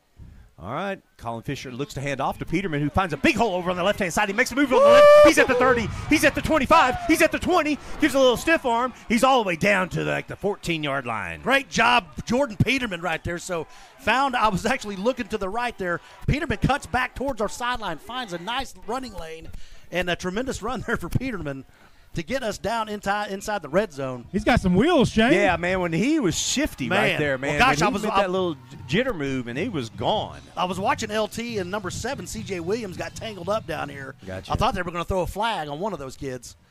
So what a tremendous play there for Peterman. There's a great hole in the line right over there on the right-hand side, and then he cuts it back to the left and just really opened it up. He's pretty fired up right now. You can tell he's looking at his senior quarterback, Colin Fisher, looking to make a block for him right now. Colin's scrambling around to the left, to the right, throws in the end zone. Got somebody open in the end zone. It's Noble Bears touchdown. Luke Conley in the end zone, folks. Nice. Okay, so again, give Colin some credit there. He extending that play, and just the kids did a great job of keeping the routes going. He finds Luke in the back of the end zone, and what a tremendous play to tie this or get us hopefully a tie ball game right now. So well done, Colin Thomas and Luke Conley. Well, guys, there it is. You got other players contributing. Yes. Yeah. We're going to transition over to the 3A matchup between the Kingfisher Yellow Jackets and the Perkins Tryon Demons, ranked 5 in Class 3A. That score at halftime was 3-14. Go out further, and Barton saw that nothing was going to happen out there, so he just cut it upfield, got what he could, and actually got a pretty solid gain of 4 yards out of it. It'll be 2nd down and 6.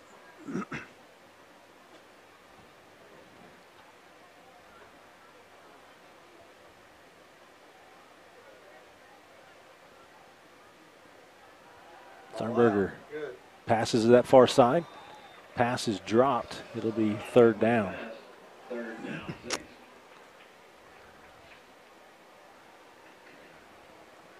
In and out of the hand. Possible 1st down. Bring up 3rd and 6, maybe 5. I think it's 6. Stevenson Insurance Center 3rd down, 6.5 to go. First possession of the half for Kingfisher. I think the Jackets are probably in 4-down territory. That was Barton in motion. Sternberger looking downfield, going to get rid of it. Almost threw it away. Or when I say throw it away, almost threw an interception as he was trying to throw it away. So it's going to be 4th down for the Jackets, 4th and 6. We'll bring on the punt team. It appears they will.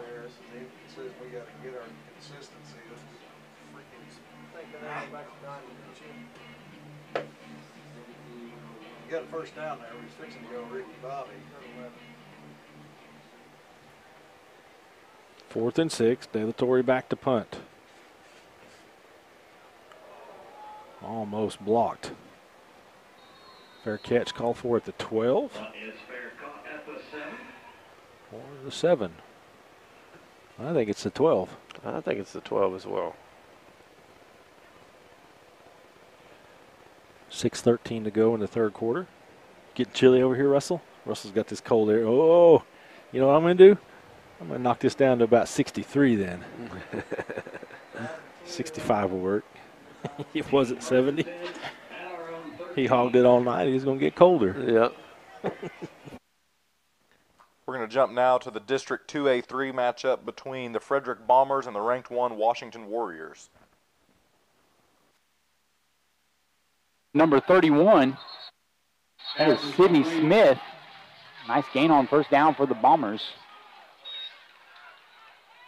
Pretty good pickup there. Adrian had to get rid of it pretty quick. Had Spalding coming off the edge there, and pretty good pickup there on 1st down for the Bombers. Jake Cole there with the initial tackle as he comes off. Looks like he might have had a assignment and stuff as Coach Beller coaches them up pretty well on the sidelines. Bring up 2nd down and 3 for the Bombers.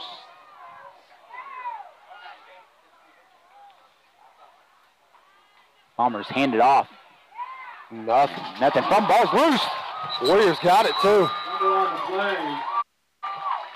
Not sure what we got here. 11 for Case Taylor. Ben Vaughn coming off with the TO loose ball on the ground. Get the Warriors the ball back. Now, I think Case Taylor recovered. Ben Vaughn met the guy in the backfield. That's still Vaughn came up standing with the ball. Oh, I was looking at our Purcell Vision Source replay. Saw number 11 in the mix. That'll give the Warriors another turnover. They lead the turnover battle tonight 2-0 as they take over at the 39-yard line of Frederick. Jackson Hendricks takes the snap. Double moves, looking for Cage Morris on a jump ball. And it is caught. What a catch there by Cage Morris. Let's take another look at that. Great ball. Give him a little double move. Hit him on the deep ball. Cage goes up. High points this ball right here. Great catch. Defender with the pass interference comes down with that ball. That penalty will be declined. Warriors will have a first and goal here. I've been wondering when they would utilize Cage Morris's height ability. Sometimes it's just best to just throw it up and let your guys make a play. Yeah, if you and catch it. Right. You know, get it interfered with, catch it. You can decline that penalty, and now you got first and goal.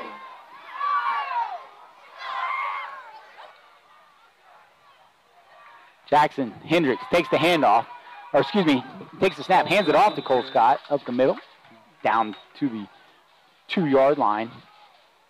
Bring up second down and goal. Talked to Scott's dad there at halftime. We were talking about this is really the first game where he's really feeling 100%. And so I told him just got to keep feeding him tonight. He's had a good game and things are looking up for him. Handoff again to Scott as he jumps over. And he's in. Touchdown. We're going to jump over to the Ardmore Tigers versus the Noble Bears, who are ranked 9 in Class 5A. This is a district game for District 5A1. Yeah, I mean that is a big. Let me give you stats on this kid. Yeah, that's the captain, Caden. Blancett. He's a senior, 6'6", 290. And they tried it on the outside, just couldn't quite get there, did they? I think that was a design keeper there for Swanson to get outside. You could see he was looking for that pylon, but great job by Logan Kirby coming up for no gain right there, but he just kind of pushed him out of bounds. A huge third down. Got to think it's going to be 2-down territory right here. Yeah, you got to think that lineman too, Caden Blancett. You got to think that he's going to the next level. That's a big size, 6'6", Coach, 290. Gosh, I did. That is definitely passes the eye test. There's no doubt. And, you know, the one thing they could do with Vargas, with his leg, if they don't get this, they might kick it. I don't know. Yeah, they run the clock down a little bit, and then they just kick it, right? I mean, we watched him at the pregame. There was a movement. There was movement. They didn't call it. Swanson over on the right side's got a wide open field. He steps right across into the end zone for a Ardmore Tiger touchdown with 1:45 left in the second quarter. Noble Bears gave up a second score to Swanson over on his right side. Yep, so just kind of rolled to his right, and he had a blocker out front, and he found him. Like I said, the kid can really run, man. Yeah. He's tough to defend. So, but the good news is, fellas, we're still one score down, and we still got some time. And we got the time, and we get the ball second half. So we just got to. Just be positive. Just be positive. Yes, I was trying to think of something good to say there. Just be positive. Hey guys, careful on that there, play flag. The last one, I don't know if you can. About that last play right there. Penalty marker on the play, 5-yard penalty on the Comets encroachment. Second down, 3 yards to gain. Our right end, is that Bonniewell over there, 65? Yes. Bonniewell does a good job of getting upfield and making the quarterback, decide to cut it back outside a little bit, and you get a good stop. And then you have the offside right there, but you're still second. Get you a stop right here, see what happens. Bad thing is that changes. It wasn't surprised to see him. I was going to look to throw here, lets it fly, as Braden Strong has really got him. Good coverage. Yes, great kind of forced him to the boundary there and stayed on top of him. Play is incomplete. Intended for number 8. Second down and 4, Garber. They've done better on this opening drive in the second half on first down. They hand it off. Bishop blown up by Pearson in the backfield. It dropped for a loss back inside the 40-yard line at the 39. A loss of 4, so that negates first down, and it's 3rd and long. I love how Cash Pearson anticipated that play. He was on the left side of the defense, angled in between the center and the guard, and found a hole. They didn't pick him up. He comes in untouched for the big loss. Sometimes stats lie. They don't with that linebacking core. Darty and Pearson came in with a total of 39 and 29 tackles respectively, and they have lived up to it here tonight. 3rd down and long, nearly 10. Howery to throw, dancing, tucking. Now he's going to run 40, coming right and tackled by the hips and rolled down. On the tackle, guess who? Derek Darty. And it's going to bring up 4th down and about 7 for Garber. Boy, Derek Doherty's been aggressive all night long. And then that tackle, he throws down the quarterback, Howery, and flips him over. Just tons of energy for Doherty in the game tonight. Only 2 seniors on Brian Smith's starting unit defensively tonight, Austin Jordan and Mason Jordan. Everybody else, junior sophomores on that 8-man defense.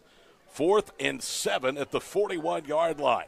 Big play under the halfway point of the third quarter.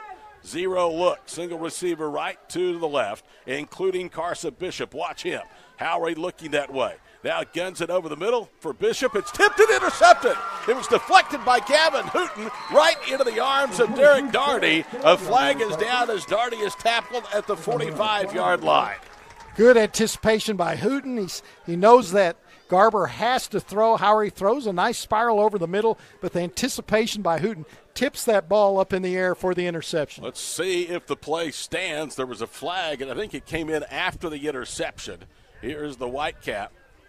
It is blocking to the back on the return, so the interception will stand. And instead of starting the 45-yard line, they will start inside the 35-yard line. But the key for Covington Douglas is they have picked off Brett Howry. It's only his 3rd interception of the year and more than 85 attempts. And the speed of the Covington Douglas running game here, there's 5:34 left in the quarter. They plan on just running out that quarter up 40-8. Line of scrimmage will be at the 34-yard line. So it's 1st down and 10 for Ford Smith and company. Boy, he has been impressive tonight. Ford's older brother Parker was an All-Stater here at Covington Douglas, both playing for their father, head coach Brian Smith, a year ago.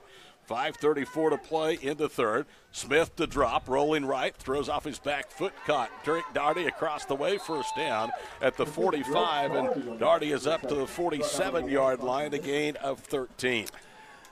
Never mind. We're going to switch over to the District 5A1 game between the Ardmore Tigers and the ranked 9 Noble Bears. Yeah. And make a nice throw. Brandon's in the slot. And Colin Fisher rolls to his left, looking downfield. He's got somebody open in the end zone. And it's L.T. Taylor in the end zone. Oh, it was in and out of his hands, folks. In and out of his hands.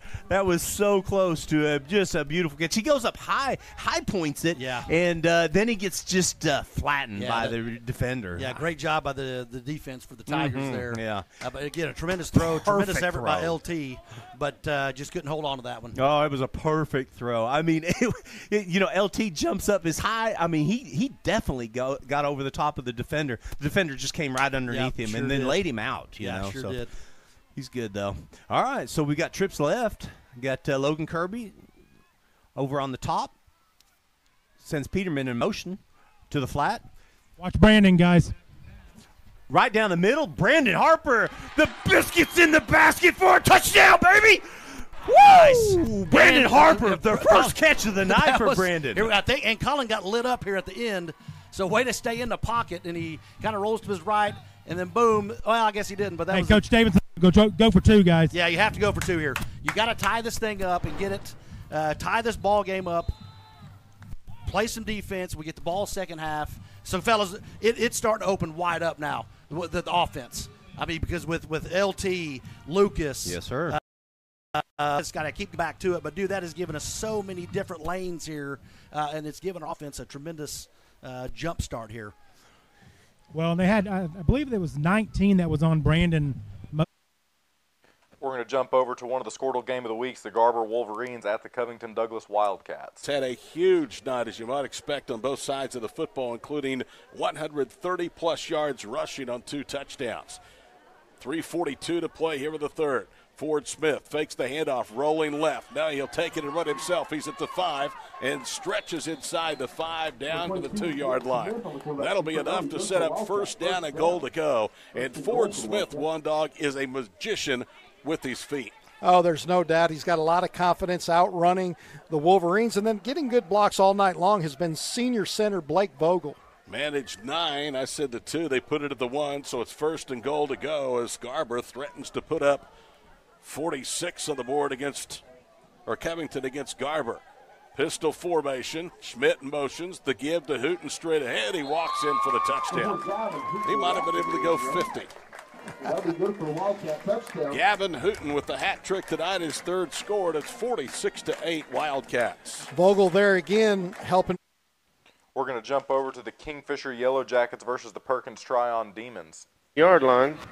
In that Kingfisher Electric red zone. It's a first down for the Jackets at the 14-yard line. Bunch, 26. Gun.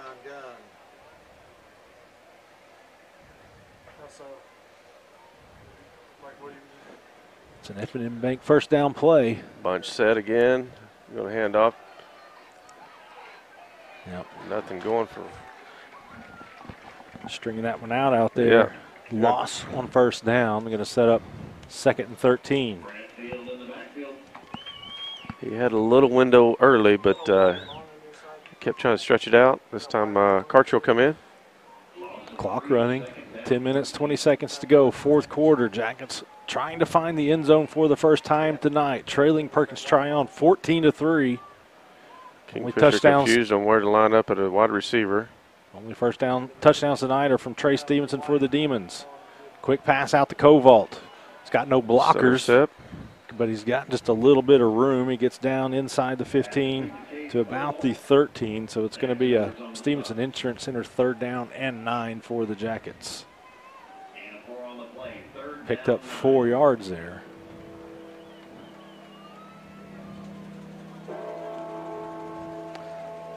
Play clock at 20.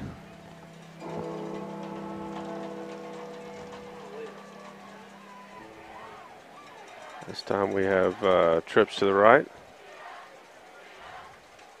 Sternberger looks to the sideline, gets ready to take the snap. And timeout, Kingfisher. A lot of confusion out on the wide side. This timeout brought to you by Medic Pharmacy and Gifts of Kingfisher.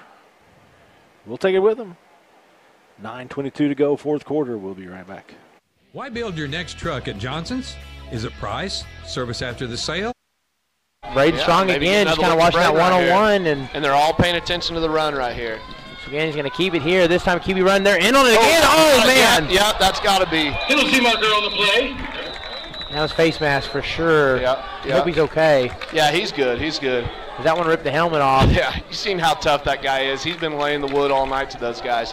Great job by Levi right there to cut it up right there and try and get the positive yardage and force them into making a difficult tackle. And when you're trying to make those difficult tackles, you know, your hands are going to get caught up in there sometimes. You're going to get a first down for the Comets right here, no doubt. Personal foul. One of the easiest calls right there that you're going to make all night. Makes it easy for us up here, too. Personal foul.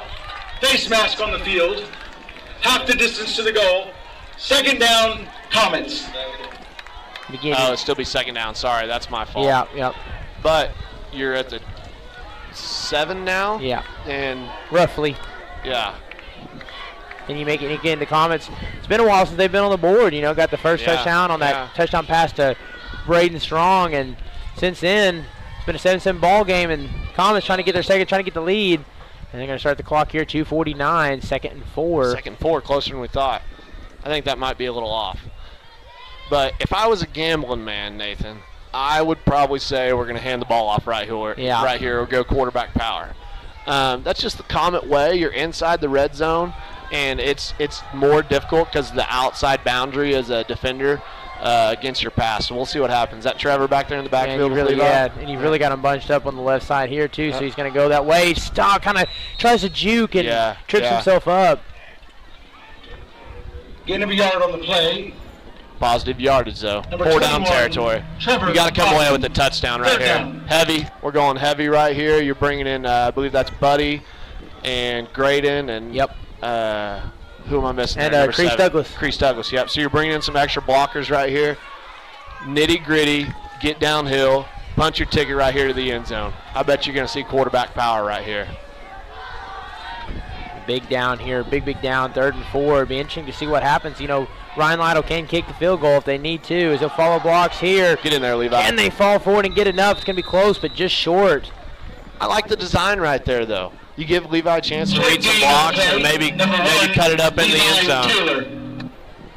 And it's about to be a mano-a-mano situation here. Yes, absolutely. I mean, we got all 11 guys inside the tackle box, and so do they. I mean, I don't know if Coach Potter's got a pass out of this lineup or what, but we'll see what happens here.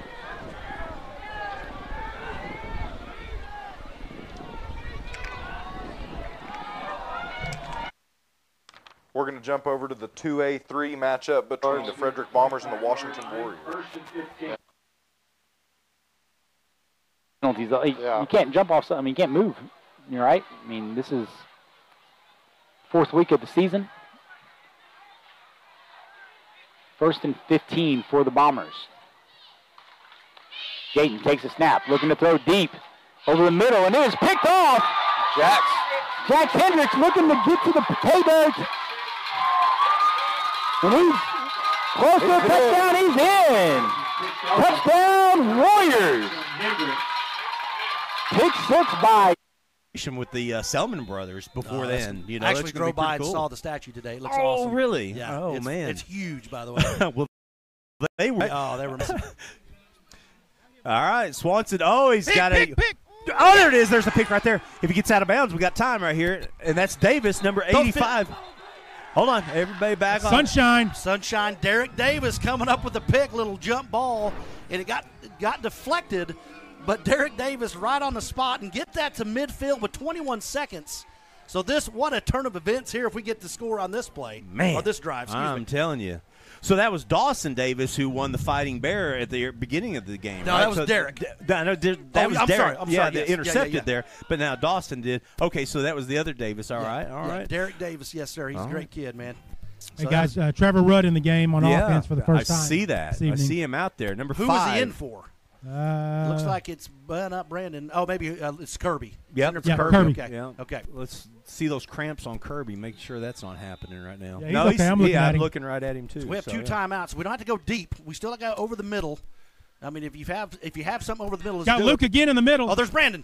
It's deep. It's going. And he catches it. That is a beautiful catch. Tiptoe right on the sideline, baby. And that is are you? From here, it just looked like it was beautiful. Man. And this guy's all the way down at the 40-yard line. Well, I wonder if maybe he stepped out. Did he step out before? Well, he'd have been a penalty, though, because he'd have been the first to touch it. Guys, and the Bear coaching staff wanted a late hit on Colin. Yeah, there's been 2 or 3 tonight. Yeah. Wow, what a tremendous body control for Brandon there. Right on the sideline. The ball can only be caught by him, so a tremendous play by Colin as well. But, boy, that's a tough call there, fellas. Wow. From here, it just looked like it was perfect. And I know it was right there in front of Frank. Yeah. I mean, he's looking right at it. Look at that on replay, guys. That's a horrible call. Were you standing? I was right there. It was right up the line. If anything, I saw Brandon push off, but I did not see him step out of bounds. Yep. All right, here we go. 11 seconds. That took 10 seconds off the clock there. Colin Fisher claps his hands twice. Fake handoff. Got a lot of pressure coming to him. Brandon Harper says, I'm going to take this ball at field, but he ends up getting tackled from behind, and it's going to end the first half. And, wow, what a ball game. 21-21. Noble Bears against the Ardmore Tigers. Anything else? No, exactly. Golly, Scott. Every time we get together with these kids, man, it's a battle, man. We've had 4 years straight now, epic battles that we've had with Ardmore. It's been good. You know, the one. Covington Douglas, that's going to be 15 yards, first down. Personal foul, against Covington Douglas. They've had 3 penalties tonight, if memory serves me, of 15 yards. That being the third. The other 2 were horse collar tackles. End of the third in Covington, 46-8. Wildcats back with the fourth quarter in a moment here on Skordle. Is this after the play? It must have been after the play. So it was after the play. So the incompletion stands. stands. So it's 3rd and 11. Okay. So no harm, no foul in essence. So it'll be 3rd and 11, 6:02 of third quarter. I got to believe a run play here. I don't know, 3rd and long. They're not as scared to throw the ball. They've got 2 down in here matched up with Max, and they love trying to go deep to him. Blitz is on up the middle. It's a hold. McMurtry cutting through Jake Branson. Huge hole. I don't know if that was a design draw, but good play there by the quarterback. I think it was straight design draw. You saw Jackson coming up and just gets completely thrown to the ground as he was trying to make a play on the quarterback. They did not call it, and there was a huge hole there just right up the middle for the quarterback to scramble for the big first down. So we've been seeing that all year where right tackles have been literally tackling Jackson Vandruff. At some point, is there anything that coach can do? Is it? I don't know. I mean, all you can do is just keep going, and at some point, it's got to be seen. And Jake Branson there on the jet sweep to Ben Birchfield. He'll get a few yards. That'll bring up second down and about 6 here, 5:18 third quarter. Nice drive here by the Minko Bulldogs, starting on their own 38, now coming all the way down to the Cashin 18. It'll be a 2nd and 6, gain of 4 there for Birchfield on the jet sweep. Cashin, kind of bending again here, but we've done a good job where, like we talked about, the big plays is really what has gotten us. We get in this situation here, we've had done a good job on the defensive side of the football of not letting them get punch one in, and we're going to have to do it again right here. It's going to be a big task to come back. Birchfield again on that jet sweep look. It's going to be a keeper by McMurtry. He breaks the first tackle, doesn't get past the swarming Cashin defense. Does get about a healthy 3 yards on that, and I'll bring up third down and short. And this is where you'd expect a Jake Caruth to come in. He's hurt, so it'll be Noah Johnson who'll be toting the rock for the but he's done a good job, running up the middle, run between the tackles since Caruth has gone out. This second half, some of his biggest runs have been right up the middle in between the tackles. So third and short, run situation here for the Minko Bulldogs. 11 personnel. Wildcats trying to hang tight here. Don't get drawn off sides.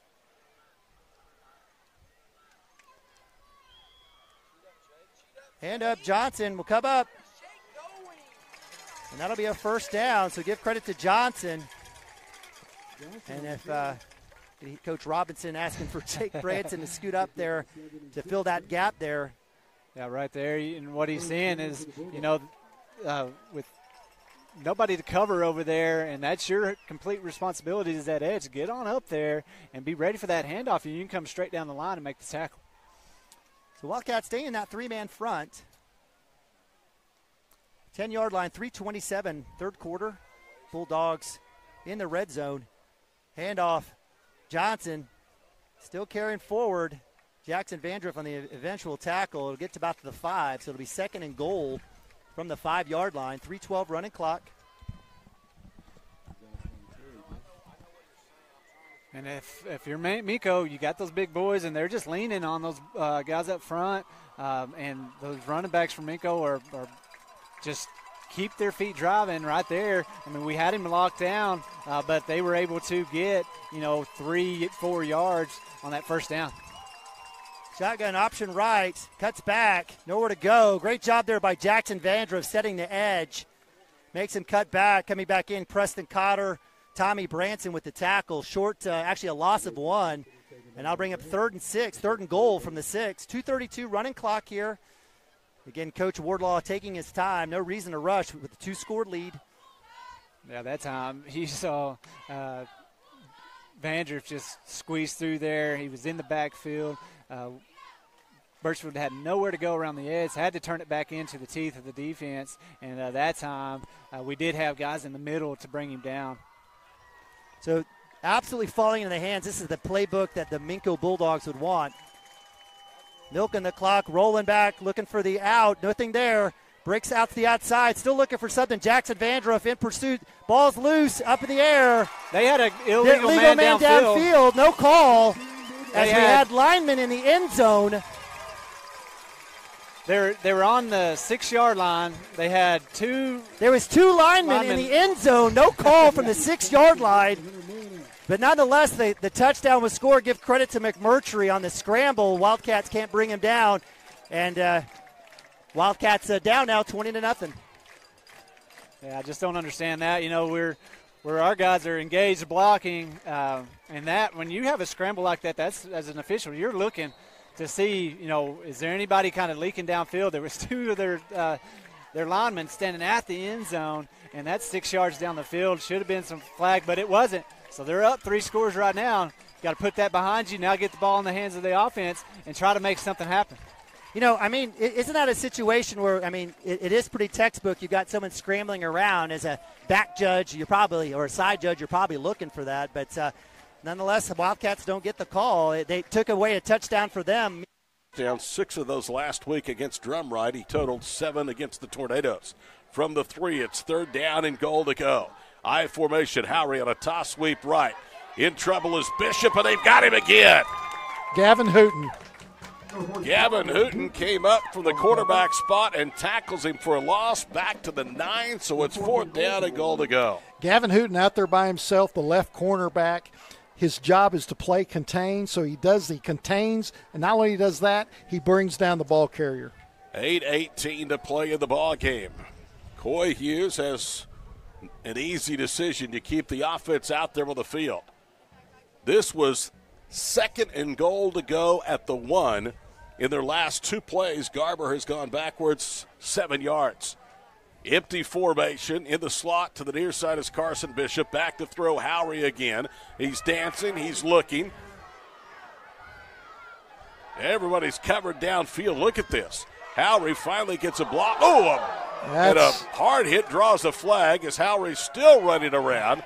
Now he throws in the end zone and the ball's incomplete. It's off the fingertips of the intended target.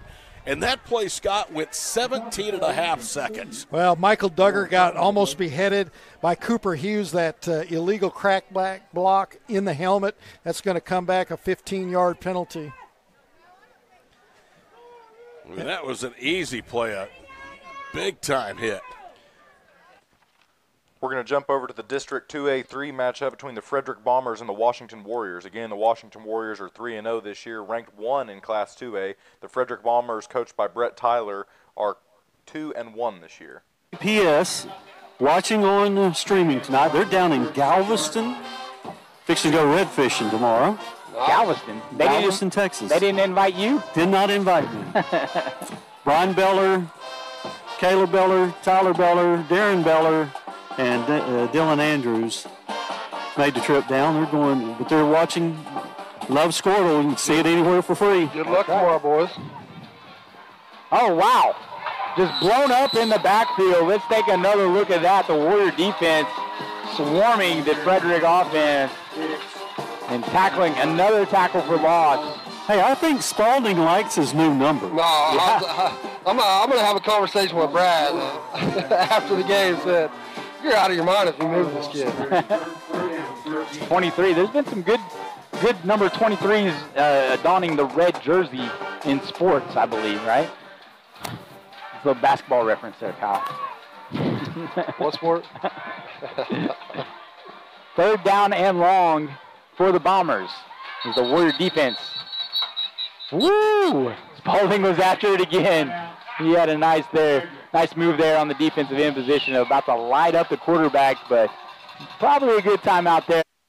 We're going to go to the Skordle game of the week, which is also a district game for District A1 in Class A. The Hooker Bulldogs at the Fairview Yellow Jackets. And I'm telling you, it is it's something that nobody wants to do, but it's so important. It's so important for these kids and high school athletics. And you're right, there's a big-time shortage of it. And more people need to do it. Well, there's a lot of camaraderie in it, too. And plus, again, this is a great environment. This is a great entertainment on a Friday night, something to do, to be out and amongst people in the community and be on the field here with those kids, like you said. It's not going to make you a lot of money, but I think you would find it a very rewarding experience. So we were talking about Rush Springs, and it sparked my attention. So his name is failing me, the kid that just recently verbally committed to OU. Now, wasn't he a Rush Springs kid? The kid from Mustang, the wide receiver, defensive back that's going to OU. Okay. Isn't he from Rush Springs originally? That is a good question. Now, okay. I know his dad was Malcolm Johnson, the basketball coach at Northeast for a while. Okay. I'm not sure. That may be true. That's what I had heard at one point, but Jacoby Johnson. Jacoby, that's it. You ever been to the Watermelon Festival at Rush Springs? I have not. I have not. My former radio partner and I, he purchased a watermelon one time on the way back from Comanche. We were doing a show down there, and we purchased a watermelon in Rush Springs, and then he promptly received a ticket, and he was not happy about was that Dusty? Yes, that was Dusty, yes. He may still be on probation. I'm not sure. And he does a fantastic job calling games. Oh, no question about that. Man, he's good. Now, the Watermelon Festival is each year in August, correct? That's right. Now, have you been to the Watermelon Festival? I have, and I'll tell you, we've got a decent one up here at Cleo Springs. You know, Cleo's not quite the booming metropolis that Rush Springs is, but I think it's something about the springs. You got Cleo Springs, Rush Springs. I guess that means you got to have a watermelon festival. I mean, could it be Highway 81? Is the highway that yeah, all the watermelon, great watermelon grows on? Yeah. You know, every once in a while, I think during watermelon season, they will bring the watermelon to the city, and one of my mom and dad's very good friends purchased a $30 watermelon from a man, and better been a black diamond. I don't know what was in. It should have been just diamonds, not anything, not just a black diamond watermelon, but diamonds on the watermelon. I didn't know, but I think that was some serious inflation and perhaps even price gouging. So you know something that's actually going on. Should be able to get a nice melon for less than 30. You should, yeah. $30 is pretty hefty. So people that are tuning in that are not from the area may not know that the threshing bee is currently going on at the Major County Historical Society today. Pass rush, screen, another interception. Wow, it's just been a tough night for Martins. Wow, the Jackets really opening up on this. What a defensive effort tonight. And that was Perez, too, there, big time, man. We're going to jump now to another Class A matchup in District A3. We have the Christian Heritage Crusader, coached by Joel Franks, with a record this year of 3-1, versus the Hinton Comets, who are ranked 7 in Class A. Hinton, coached by Grant Potter, also with a record this year of 3-1. Almost got a chance to get the ball back. Yeah, and I have to wonder if number 3, if that wasn't the play was intended to go that direction. It looked like he was a little bit confused. Yeah. Looking for the ball. He broke off the wrong direction, maybe, you know, or he was trying to find the ball, you know, so maybe the ball was thrown a little bit too early. Look to get a similar setup right here. All right, big play and a flag on the field. That's got to be false start or illegal motion, one of the two. It was that rumble, wasn't it? Yeah. Too much crowd noise. Crusaders. Too much rumble. I tell you what, I walked down at halftime to visit with some family of mine that's down here, and just super impressed. You know, we have the cheerleaders gone to state cheer, and we still have a full house in here tonight. You know, just great job by these Comet fans coming out to support these boys. Big third down right here, Nate. That's right. Shotgun set, has time, but he's got some pressure now. He just hasn't let it fly, and this is one Jack is going to get in, try to pick up. With the turnover. Yes. Just what the doctor ordered. Jack Brookshire with another great job catching a ball under duress. Almost looked like Tyree from the Giants catching against the Patriots. Instead, it's the Crusaders. Yes. Gets it right off the top of his helmet, man. Just kept possession of it. Huge play for the Comets. Yeah. Sorry, go ahead, Nathan. At the 40-yard line. And honestly, a poor decision by the quarterback there. Yes. I mean, you can punt the ball in the next, you know, just yeah. It's not one of those plays where you have to throw a ball like that, and he just absolutely threw a prayer up. We're going to jump now to the District A1 game, the Fairview Yellow Jackets versus the Hooker Bulldogs. You know, still to this day out in this area. Going to blow this dead for illegal procedure on the offense. Yeah, I'll agree with that. I think that's it. What do we try to do now? I mean, like I have not worked on my core very much as I should lately, but I would say that baling hay and loading hay, hauling hay, that's all pretty good core exercise. So another claim to fame at the Historical Society is the John Deere Green and Yellow Expo, too, as well, which is one of the older John Deere shows in the nation, maybe the oldest. That also happens during Fairview. And Fairview also has one of the oldest free fly-ins in the world, too. You get I think I get it right. Like if you fly in, you get a free turkey. Oh, nice. Which is a pretty good deal. Yeah, that's not bad at all. Who got him? Bernard back to pass in stride. Isaiah Burris, and the ball comes out. Did it come out after he crossed the goal line? Wow, it did. And it's going to be a touchback. Wow. It was hard to tell. It looked like he was gone because he has so much great speed, but I think that was a pretty good play by the Hooker defender to reach out and poke that ball free. I thought he was in the end zone.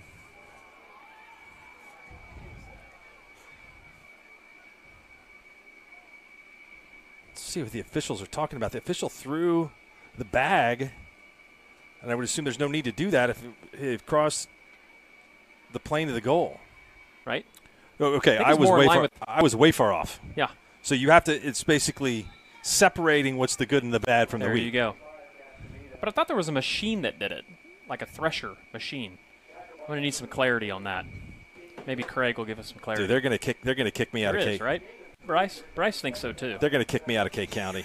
I'm never going to be allowed to go back. I lose my We're going to cut to the District 2A1 matchup between the Alva Goldbugs, coached by head coach Dave Foster, with a record this year of 1-2, versus the Millwood Falcons, who are ranked 6th in Class 2A, coached by Darwin Franklin, with a record this year of 1-1. Kick up on the way, and it's blocked by the Goldbugs.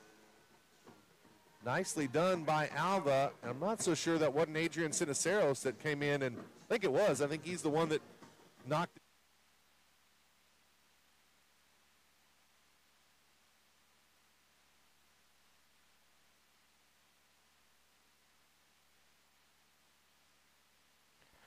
We're going to jump now to the Class A District A3 matchup between the CHA Crusaders, coached by Joel Frank, and the coached by Grant Martin. The Kingfisher score is now finalized. The Perkins Tryon Demons, coached by Dwayne Hudson, ranked 5 in Class 3A, will beat the Kingfisher Yellow Jackets with a final score of 14-3, moving Perkins up to 3-1 this season. Is he tries to make some space as he's met by a bunch of blockers there, and yeah, just to get positive yardage there. Yes. You know, we're back in the red zone again right here. I'm sitting here talking about this injury, and we're getting 20, 30 yards. Sorry, I went away from the game so much right there. But, you know, we're back inside the 10 right here. And I'm sorry, we're at the 12-yard line. Looks like we got another injured player on the field. Is that a Crusader? Yes, it is. Yes, it is. So we'll take a time here, and we'll be right back here on HintonComets.tv. In Hinton, Oklahoma. Join us on Sunday. We're going to transition to the District A3 matchup also between 6 in the Minko Bulldogs, who are ranked 10th in class.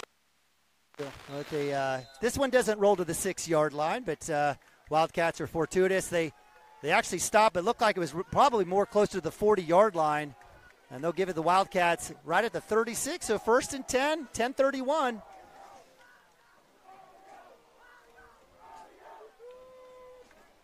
So right here, you know, like we talked about earlier on, you know, just trying to give Chance some time to find some of those kids down the field and see what kind of offense Shaq draws up here and some of the routes combinations that Chance is going to be able to see and find some kids to open up down the field. Trips up top, A-court empty backfield. Camden Maroney's the tight end. Back to pass. Quick pass, screen to Brown. He's trying to look for a block. Gets slung down. Yeah, and right there, you want to see on those bubble screens. We had a coach always say, "Get to the sideline. That's where the water jug is. Get over there." And right there, you know, Max did a good job of catching it and getting some yardage. But man, at some point you want to see him go down the field. Big pass. Nice job there on the double move. The pump to Gilbert. Nice to see Seth with that pass.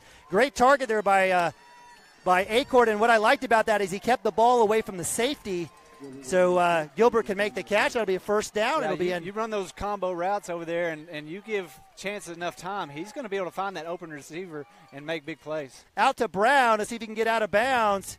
He does. Lots of close tackles there at the sideline, so the clock should stop. Nice play there on first down. Picks up about 8, brings up 2nd and 2 here, 9:40, 2nd and 3. Wildcats in a little bit of a hurry up here, trying to keep the ball moving.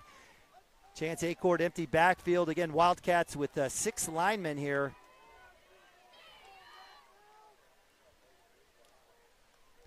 A-Court back to pass. Plenty of time. Across the middle. Looks like we had Max Brown open on that one. Comes across the middle. Intended receiver was Seth Gilbert. Coverage there by number 23. Yeah, and I think right there, Dustin I think what Chance saw was an opportunity just to pick up the first down. Yep, I agree. He pulled the trigger there. Minko was close enough to stick a hand in there and knock it out. Now, 3rd down. Let's see if we what we can draw up and see if we can find something down the field. A-Court in it, shotgun, trying to get away from Taylor. Throws it out, gets the catch there to Brown. He'll get about 1 yard on the forward progress. That'll bring up 4th and 1. And give credit to number 70, Ashton Taylor. He's going to earn the double Whopper with cheese after this game.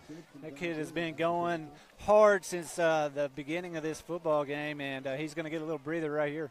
So 4th and 2, 9 minutes on the clock. Wildcats still in empty. Acord shotgun. He'll go ahead and keep it wisely. We'll get the first down. Great call there. And they say he's down. We heard a whistle, among other things. But you know what? If you want to give it to Cotter, we'll take it. Yeah, get an extra yard or two there for Cotter. All right, so first down, 8:58. I don't know why the clock is rolling. Should have stopped with the first down. Maybe I'm missing something. Maybe that's just college. I don't know. No, that's high school football, but that's all right. Right here, I like this offense where you're going to give max protection to double Chance move and give him an opportunity to find somebody down the field. Acord, who cannot take a sack here. Now we're going to have to hurry or call a timeout. So with the tackle, with the sack there, that'll move it back 2nd and 12. Chance's internal clock is he's got to. Yeah, but you got to think too. He doesn't know where to throw it because if you just do throw it up, it could be intentional. Well, then grounding. tuck and go. Tuck and go. So in those situations, gotcha. Get to the sideline. Swing. Looks like Acord again looking across the middle. Tip ball, and Seth Gilbert falls. Wildcats cannot catch a break on the tip. I guess they do get the break, not an interception. Not an interception, but, man, right there, Chance saw him come open, and you got to put a little bit of air under that right there because those Minko Bulldogs are kind of falling all back into coverage, and you got to put a little bit of air, but he was trying to put it on a rope onto Seth and just got tipped. And, man, if Seth keeps his feet right there, it tips right into his hands for an touchdown. Maroney in the backfield, 8:07. 3rd down and long. Acord in the pocket, little pump. Screen. Goes deep in the corner. Max Brown nowhere near. Good coverage there by McMurtry. And that'll be 4th down. Yeah, 4th down. I mean, we're going to call it timeout or no, we're not going to punt. I saw a Chance going off to the sideline. I know we're not punting here, but we've got a 12, what is that, 13-yard play in our back pocket? We do. It's there. Boys are gassed, but they'll have to figure it out. So 4th and 13 from the 27. 7:58 here, 4th quarter. Wildcats looking for their first score of the game. They just need a first down here. Let's see if they can keep it going. Acord back to pass. 4-man rush. Out route. Gilbert. He'll catch. He'll move forward. He's loose to the 5. Tackle from behind. Great effort there by number 22. Carter Pate, but it's enough for a big-time first down for the Cashion Wildcats. Yeah, great job right there. Great route by Seth Gilbert out there, and great job by Chance to step up in the pocket, deliver a strike there for the first down. First and goal from the 4. Keeper by Acord. Will he get in? He's just short. Falls sideways. So it'll be 2nd and goal from the 1. Wildcats, same formation. Give to Maroney. He'll dive over. He's in. It is. Touchdown. Cashion Wildcats. So with 7:30 left, they finally get in. The Wildcats just find themselves down 13, 20-6. Right there, great drive. I like how they just said forget the run. We're going to line you back up out back there in the backfield, Chance, and you're going to have time to try to throw the ball down the field. And then, I think the more that they do that, Chance is a quick kid, fast kid. If he can pull it down and get some big runs with his feet too, that's going to be something that the Cashion Wildcats are going to have to do. 2-point conversion, out route to Brown. It's caught. Got it. He gets it. So the Wildcats pass. We're going to go now to the District A3 matchup between the Christian Heritage Crusaders and the ranked 7 Hinton Comets. Final on the Garber-Covington-Douglas game. Covington-Douglas will beat the Garber Wolverines 52-8, moving them to 4-1 this season. The freshman in there making a pivotal play. Wow, what a big play for Bo Brookshire right there in the Comets. You're looking at a 3rd down and long situation, absolute passing situation, I think, for the Crusaders right here. Get up on the receivers, get some contact to start. Huge play right here. This could be a game-ending play right here. 3rd and 14, kind of have to believe it's going to force him into a passing situation here. Gets us out on a slant pattern. As that one's bobbed off the hands of number 11, who again. Wow. Incomplete. If he brings that in, Nathan, he is 15, 20, 25, possibly 30 yards, maybe gone. That's the 3rd drop for Tate Campbell tonight. I cannot believe the Crusaders are punting this ball right here. Well, and I would guess here you got all 3 of your timeouts. But I'm telling you, if the Crusaders here, you got to get a quick 3 and out. Yes, absolutely. You can't let the We're going to move now to the District 2A3 matchup between the Frederick Bombers and the ranked 1 Washington Warriors. Use his speed to get to the outside. Good blocking there by Nate Roberts to push the defender up. We do have a penalty on the play. See if we can see that again on the replay of what they might see. They are calling holding. Holding is a call against the Warriors. Yeah, right there. Offensive lineman. I mean, I think right? they're going to do that. It looks like. All right. I noticed when they try that little deep onside, they kind of come to the hash mark there. They put Devin Knight, number 3, right in the middle. He came into the game too, just in case it's anything onside. Okay. All right. So Vargas steps back. Yeah. And that's returnable right here. And now he puts it right in the hands of numero uno, who looks for a hole on the outside, makes a little jump cut. He squirts out. He jumps over the top of the middle of it. He's at the 40. He's at the 45. He's at the 50. He might find a hole on the outside. He breaks away from another tackle. He's all the way down to the 35-yard line. Wow, what a tremendous job by Brandon Harper. He just kept his legs churning, kept spinning. He had 4 or 5 spin moves there. And, they were trying to strip it out of his hands, but what a return there by Brandon Harper. I thought any second nice. he was going to just squirt right out of there. Yes. I mean, just any second. Here goes 1 spin move, 2 spin moves.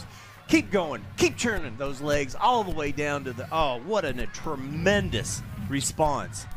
That was sweet right there, guys. All right, let's get set. Let's go to work right here. All right. Brandon Harper to his right. Colin Fisher looks this direction, sees him wide open. He sits down in the middle. Nope. Not a boy, Luke. That is Lucas Conley. 18-yard line. 18-yard line. Hey, fellas, I want to give tremendous props right there to our offensive line. He had all day to pass that ball. You give him some time, he's going to be able to pick him apart there. So great effort there by the offensive front. He waited until both of those, receivers went out there, and then Lucas just sat right down, squatted right down in the middle, right in the hole, right where he needed to. That was nice right there. Colin Fisher looks to the left a little bit. Fakes the handoff. No, hands it off to Peterman, who looks to make a little jump cut. And, Peterman is definitely a quick scatter running back, and I don't know. What is the height and stuff of Jordan Peterman? He's just a sophomore, folks. He's 5'9", 150 pounds. And, I tell you what's good about this, Ardmore has not seen him at all. So, they didn't get the game plan for that. Right. So it's just a little added, this is great reps for him moving forward for us. Oh, yeah. He looks to make a block here. Colin Fisher finds somebody right over the middle, and it looks like that's number 4. Lucas Conley all the way down to the 1-yard line. Wow, good job rolling to the sideline here. Lucas Conley does a little out route. Once again, a tremendous throw, tremendous catch, and puts us inside the 5-yard line. And here comes the diesel package. So that was a very nice play. Yeah, the diesels. Yeah. That's good stuff, man. Yeah, that is. Jackson Stewart, Seth Scruggs. I can see him, man. Yeah, and all that meat up front. You bet. Or just go under center. It's the Grizzlies. Hey, the Grizzlies. It doesn't come out of 18's hand, folks. Let's go. This is a Blake Bell package. Yeah, what are we talking about? Some of you folks don't remember Blake Bell. Is he still in the league today, Coach? Oh, yeah. Yes, he is. Yeah, he's still Kansas City, right? Now, see that? Now, that right there, we cannot have happen. So now you go from first and 1, to go all the way. Now you're at the 6-yard line. LT's got to know to be on the line of scrimmage there. That so it's kind of a middle error. That may have been the second or third time that's happened tonight. Yeah. Well, they're going to leave that same package in. It's going to bring up first and goal from the 6, but they're going to hand off. No, it's a reverse back to LT, who's looking for this right side. He gets down to about the original line of scrimmage, maybe the 2-yard line or so, though. 4-yard line, guys. All right. Golly, that was okay. All right, not bad. So we tried a little reverse here. Brandon coming in motion. Colin gives to Brandon Harper. Then he flips it back to LT, coming back to our sideline, and then pushes him out about the 4-yard line. So I thought he was going to get in there for a second, and it just kind of closed off on him. This is going to be a sneak with Colin right here, right up the middle. There you go. Over on the right side, Colin Fisher. Follow Matt Savage. And there's a touchdown. Jackson Stewart. Yeah, Kinsley. We're going to jump now to the District A3 game between the Christian Heritage Crusaders and the Hinton Comets, who are ranked 7 in Class A. A little break here. I want to give a shout out to our camera crews. Done an awesome job tonight, and we're really appreciative of that because it's hard to find people that want to do the camera. It's you know, sometimes it's free labor, but I tell you what, we've got a lot of great helpers at the high school that jump on up here and do this. It will pay off in the long run. Just want to give a shout out there. Great camera work. Just done an awesome job. Clean snap here. There it snap, is. and that one's kind of low there. As he has to field it again. Does he run into it and blocks it there? So I tell you what, goodness. He didn't. He caught a piece of the ball, and we've been saying that all night that they've come really close to blocking punts. And the worst case scenario. That's okay. No, worst case scenario is it going over his head. Yeah. and them scoring a touchdown. Yeah. We're okay. We got the punt off. You know, we got the ball back to the line of scrimmage. You're right where you want to be. You got a chance to stop them. If you could have told me that at the end of the game, our Comet defense was going to have a chance to stop these guys to win the game, I would have told you, let's go. All right, so this is the game right here. 2:36, 4-down territory. Can the Comets get one more big stop and pull out a dub in the clutch? 2x2, their signature formation. Shotgun set, number 4 in the backfield. 4-down lineman for the Comets. Jet sweep, nope, let it go. Made a motion snap. This time he's going to hand it. side. And it's blown up by the Comets there. They're going to stand that Big one scrum. up. And he's going to try and move forward. No whistle, slow it down. surprisingly. Yeah, you'd like to have been a late whistle sometimes. I'm surprised they would call that on first down. Yeah. You know, maybe they're thinking we've had some success getting 5, 6, 7, 8, 10 yards on that lately. Let's go for it again. Great job by the Comets getting it stopped up right there. You know, you would have liked the whistle to be blown a little earlier for no gain. But those gains are fine at this point in the game. Yep. Barely a yard, if that. Second down here, going to get this one out quick. And it's picked up! Jack Brookshire with the game of his life tonight! Wow! Goodness sakes. Could you ask for a senior to step up? We talked about the injuries. Who's going to step up? Tonight, Jack Brookshire steps up, makes play after play after play for the Comets.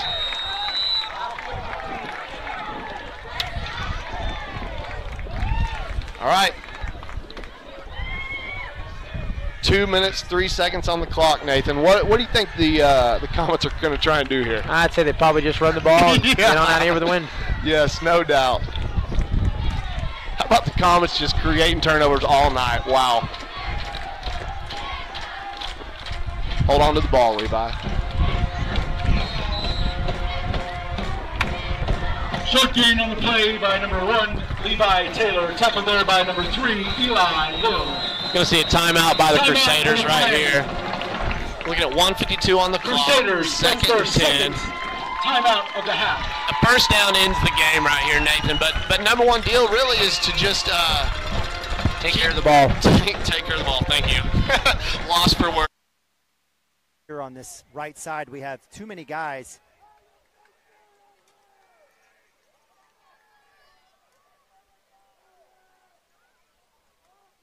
So option right, keeper Mercury, Jackson Vandruff, Cooper Frazee does a great job of. He's done very well cutting up the McMurtry keeper. Jack Branson with another tackle on the night coming off the edge there at linebacker. So a gain of about 1. Clock running. They don't have to snap the ball until about 2 minutes and about 40 seconds. Wildcats will then have to get a stop and use one of their 2 timeouts. Yeah, you get a stop right here. I think you might call a timeout. But it's 4-down territory, so yeah, you know they may have to continue to run this one down. We'll see what happens.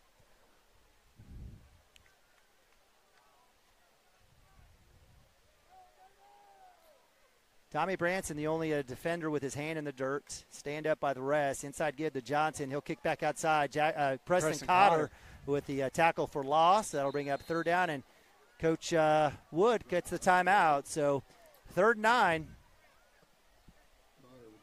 I've been on the field camera that last 2 drives.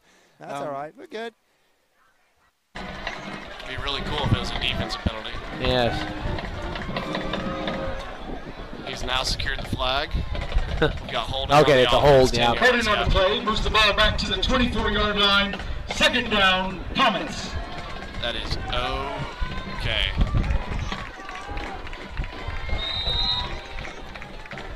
All right, the clock continues to roll, so that's good. And getting another timeout taken here. This one taken by Crusaders. No, I think the Comets. Let's see. It looked like they pointed. Oh, wait, no, the clock was running again. So maybe yeah, I was going to say, that was interesting because they called the flag, and I'm like, usually the clock doesn't run. What they're fixing. Let's put that time back on the clock. Set it back to 1:44. Hey, tell them 1:45. 1:45. Hold on. They'll get it set. Yeah, they're doing it right now. Yeah, I was going to say when I saw the clock run, I'm like, I don't remember that being the rule in high school football. Usually on the penalty there, that blows clock dead, which is the bad part of getting that penalty, aside from losing the yardage. I've seen the Dallas Cowboys lose a couple games. That's what makes me think that I've seen the Cowboys lose a couple games that way, that you want to pull your hair out.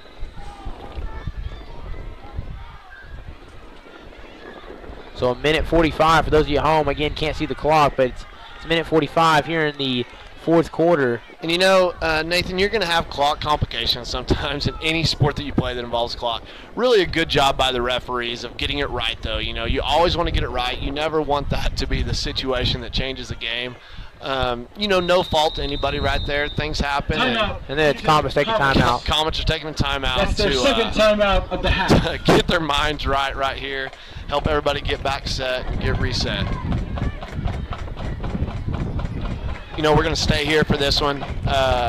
Really crazy situation the last 10 minutes. You know, we get the touchdown by Roderick Sowers, and then the Crusaders look like they're driving right back at us, and they throw a quick little stop route, like a 5-yard stop route. And I really don't know how Jack saw the pass coming, but he was able to move on the pass, pick the pass off, secure it for the Comets, and then I'm sorry, before that they had the 3-and-out. The Crusaders had the 3-and-out, you know, and we have the bobbled snap, and you're thinking, oh, goodness, here it goes, you know. But we talked earlier about the Comets just having next play mentality, and they have had it tonight. You know, things have gone wrong. But things have also gone wrong for the Crusaders, and that's one thing as a high school football player you have to understand is that the ball's going to roll your way sometimes. It's not going to roll your way sometimes. What you have to do is just continue to play and let the game come to you, and just try and win football games. All right, so a lot going on right there in that little sequence. 2-minute break. Feels like it's been about 5 minutes of settling things out, and then the timeout. And so there's going to be a QB keeper there as number 54 stands that one up. And oh, goodness. And another quick timeout taken. They call a timeout. Yep. Okay. Their final one. So there was a lot of excitement over there on that side. Yeah. And the way it was all breaking down, the guy was coming in waving his arms, calling timeout. I really thought there was a fumble on that play. Like I was scared to death that we had fumbled the ball right there. And you know, that's my fault, obviously. So but, you know, go ahead. I'm sorry. Yeah. So kind of looking out here, you know, more than likely going to run one more play. And again, assuming if they don't give up a big first down here, more than likely there's going to be inside of a minute by the time they punt the ball. So again, just got to take care of the ball. Don't turn it over here. You're going to have less than a minute when they get the ball back, and then it's just time to get that last stop. No timeouts remaining. They can't really do anything other than maybe throw a pass to the boundary, try to get out of bounds. Try and get out of bounds. And if they do get a first down or an 8-yard play and they're inbounds, they got to get up and clock it. Big deal for the Comets right there is to get back on defense. I know it sounds like a basketball term, get back on defense, but get back set because you know they're going fast. Good news for us is the Crusaders have been doing that the whole game, so we're ready to go. Take care of the ball right here, Comets. Load them up here. Have a good idea what's coming. Just, you know, again, you want to keep the clock running. Want to do the safe thing here. Give it to the sure hands of Levi Taylor, and that's what they're going to do. And a flag on the play. Oh, goodness. This is not good. Luckily before the. But it's going to more than likely give them an extra 5. There's another false start. Man, I'm going to be honest with you, Levi.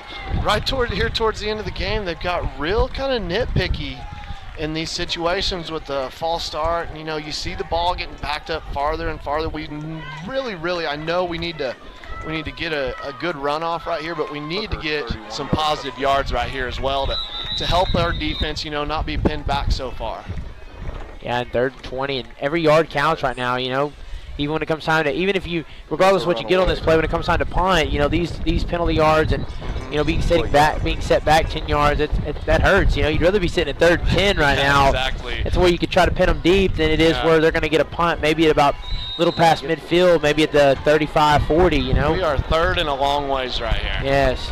So again, they're going to load him up here, really stack it to that left side. He'll run that direction, and he does. And a big stop there is they're going to lose some more yardage there. No, that ball's out. Oh, they're blown down.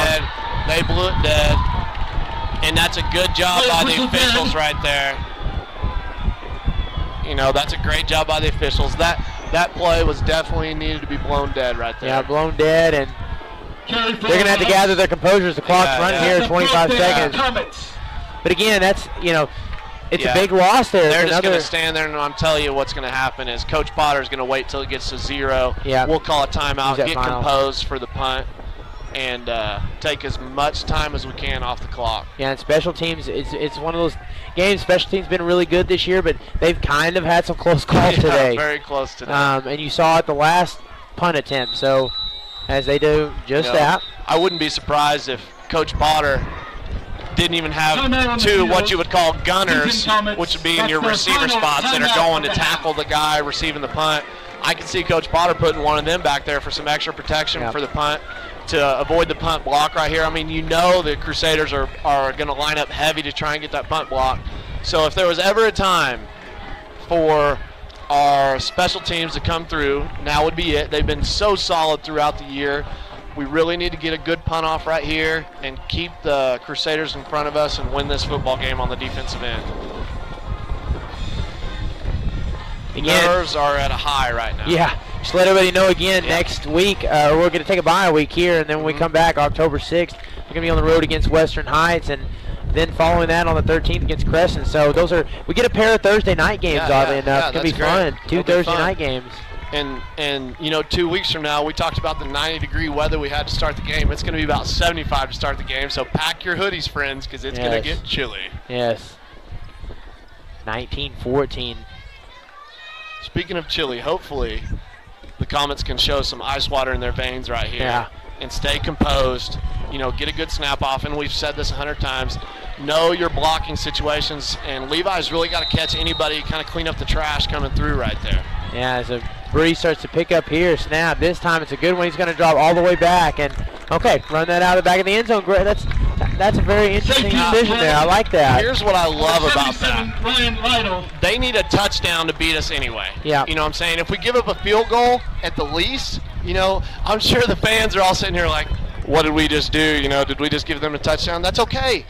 Great job coaching by Coach Potter right here. You get to pin the Crusaders back so far right here. There's a lot of confusion, I'm sure, right now, but I want everybody to know Coach Potter with a great job coaching right there. Yeah, and again, it's been a game full of interesting plays, interesting decisions. I like that. I think that's, like it's a situational play here. Yeah.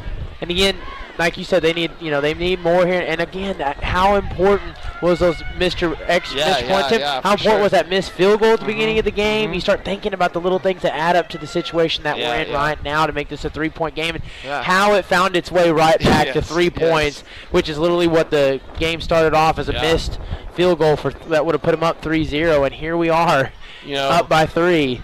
Gutsy football though by the Comets. And the Crusaders both. This has been a hard-fought game, man. Just a great football game. Opening district play we talked about earlier. Great plays on both ends. There's been big plays by defensive players on both sides, big plays by offensive players on both sides, and crazy that it might come down to special teams. All right. And this is a lot easier situation for Ryan Lytle. Again, that's what you like to see. So. All right, need a clean kick here. It's a clean kick, a boot. Going to be fielded by number 21. Get this guy tackled right here. Here he goes. Got to set some blocks here. Cuts back. It's not a very good job blocking there. It's going to give him solid field position. It's all right. 35. With 51 seconds remaining. You got to keep them in bounds right here. You got to understand, they really, with no timeouts for the Crusaders, they only have about maybe tops 3-4 plays right here. Keep them out of the end zone, Comets. Get them tackled. And let's go win a football game right here. And imagine that. The Crusaders are ready to go already. 3-point game, 51 seconds. Here we go. Snap. thinks twice about it, has to let it fly, and that's a great play there. It gets out of bounds. That's exactly okay, what you needed to the Crusaders. You're still 25 yards out. You're still 25 yards out. Your defense has to stay locked in right here. Know where they're at. We've seen all their routes. They're not going to bring anything new to us. You know they're trying to get to the outside. Watch for a crossing route right here. You're going to see something come across the middle. Yep, or maybe even a fade. Did they try a deep shot there, one-on-one? We're taking away the inside. You got to get pressure on the inside. Yep, you got your two safeties, and they'll go back to the right side there and tiptoe. Does he get in there? They'll say. Yep, he's in. Another great pass and completion there. Pass is complete. The problem is this is right down the Crusaders' wheelhouse. They love to go fast. They kind of like this pressure right here, but you're okay. You're still okay. They got 20 yards to go. They'll take an official timeout here. For a measurement maybe, or just to get the chain set up. And again, that's the clock was going to stop regardless. That doesn't hurt us second at all. down, 1 yard to gain. That's big that it's a second down. Ryan Lytle coming in and Jacob Bonnywell going to the sideline there. Bonnywell just hauling it off there. Or Bo Brookshire, excuse me, Bro. Bro with the good job getting off. Oh, bubble snap, got the ball! That's big! Get back on defense now. They're going to get up and try and snap it right here. That is so huge for the Comets. Miscommunication there. 30 seconds left. The clock's ticking. And they get back here, trips flight. Gotta let it fly, and they do. It's one-on-one. Does he throw a good enough ball? Oh, and it's out of the hands. No good. Great defense by Trevor Rodman right there. Intended for number 11.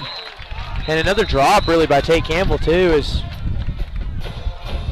We're going to play her down. As Tate Campbell had a shot at that ball. Yeah, he really did. About 4 drops by the quarterback. Yeah, it's crazy. And, we've got a situation here where Milo is hurt.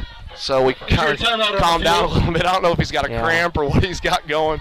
He was trying his best to get off the field, but this really kind of helps out the Comets a little bit, Nathan. Yeah. We were right there. They had the play go against the Crusaders, and then they get a really big, good throw. Obviously, they're just going to get snapped and run the same play. They're over here doing this. They're like, run the same play. And you get this stoppage in the play. The Comets have a chance to regroup right here. And you're not hurrying to the line. Yeah, you're able to see where everybody's at. Looks like he's cramping. Yeah, the negative of this is Milo won't be on the field for the next play. The positive is you have a chance to get back reset. Now, if Milo's ready to go, he needs to be ready on the sideline to get back in and hustle in there, because if he doesn't, the Crusaders are going to get right back to the line and be ready to go. But talk about a guy just trying to do everything he can to win for the team. He's hustling his hardest. He's hurt. Everybody on their feet. It is fourth down right here. I didn't notice that.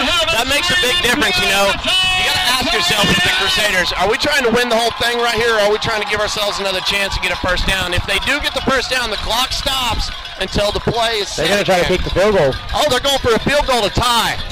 The big thing for the Comets right here is not to go offsides. Do not go offsides. That's a long field goal. That's about a 45-yard field goal. 35, 40 yards. With the wind blowing at that. Crosswind. No penalties. No here. timeouts to take either. Yeah. Here we go. It's up. It's up, that and might it's be good. good, Nathan. It's Wow. good. Wow. It's good. I'll tell you what. That's okay. Hey, no problem there. Nothing wrong with that, man. There's nothing wrong with that. You've got a chance to win the game if you're the Comets. You have a chance to win the game.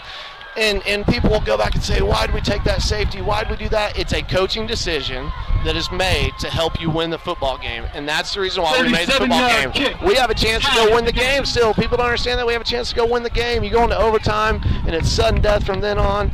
Comets are right where they want to be right here. How about a Friday night, man? I know. Just amazing Friday night. Could you ask for a better situation to come and call this game for us? Just an exciting time right here. Yeah, you might get some OT for your first district game at home. I tell you what, a lot of fun, man. This could be a huge victory for the Comets. By the way, we haven't talked about this. You said that, we were going into the bye week right here. Yeah, we're going into the bye week. Wouldn't you love to go into the bye week? Are we going to the bye week this week? Yeah, we're going to the bye week. And wouldn't you love to go into the bye week with a dub, a district dub, 1-0, 4-1, 4-1 overall against a very, very good and well-coached Christian Heritage football team? Number 16 to kick off, J.D. Smith. Number 21, Trevor Rodman to return. Dude, did that guy kick that field goal or what? I tell you what. Wow. You don't see field goals like that made in this house very often like that. That was a good one. And Ryan Lyle's done a great job, but that's one of the longest field goal attempts made in this place that I can remember in 6 years of being here. Probably good from 50. Yeah, I know, and it had room to run, did it? Yeah, definitely. Talk about composed. That guy was composed. All right, so here he puts a leg into it, and again, Trevor's going to have a chance here. Trevor's got a chance. 14 seconds. Here we go as they swarm to him. He runs back out right as he stood up there and, man, tackled hard. Right there, yeah. And I think here with 9 seconds, they're just going to probably more than likely run one simple play, and let's go to OT. Yep. Because we now know that if you cough the ball up here, that this is in field goal range for that kicker. Absolutely. You know, a situation you have to think about right now, yeah. Again, these two teams very evenly matched. What a game. Yeah, for sure.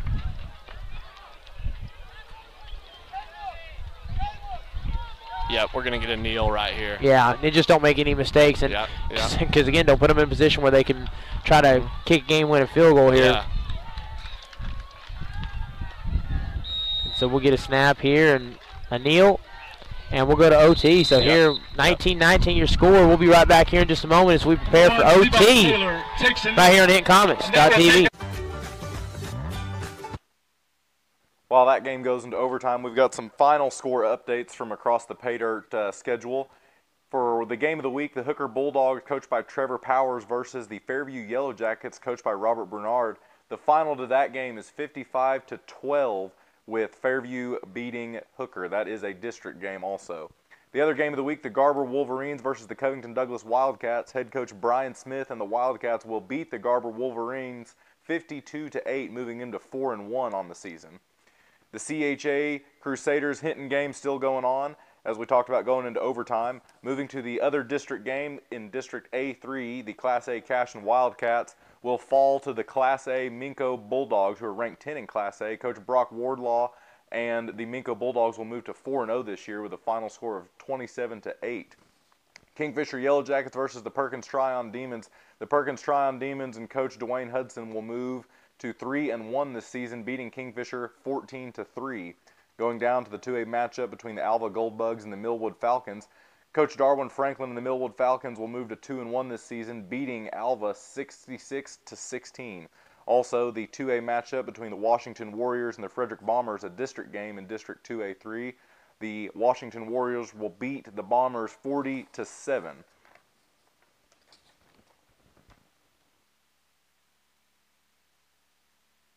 Territory right there where you're at. I don't believe they were going to try to kick it from there. I wouldn't imagine. They're about a half but a they're yard. going to run right up to the about ball. a yard. Let's go. Hurry.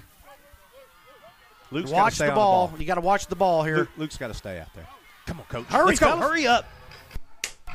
All right, 4 minutes, 21 seconds.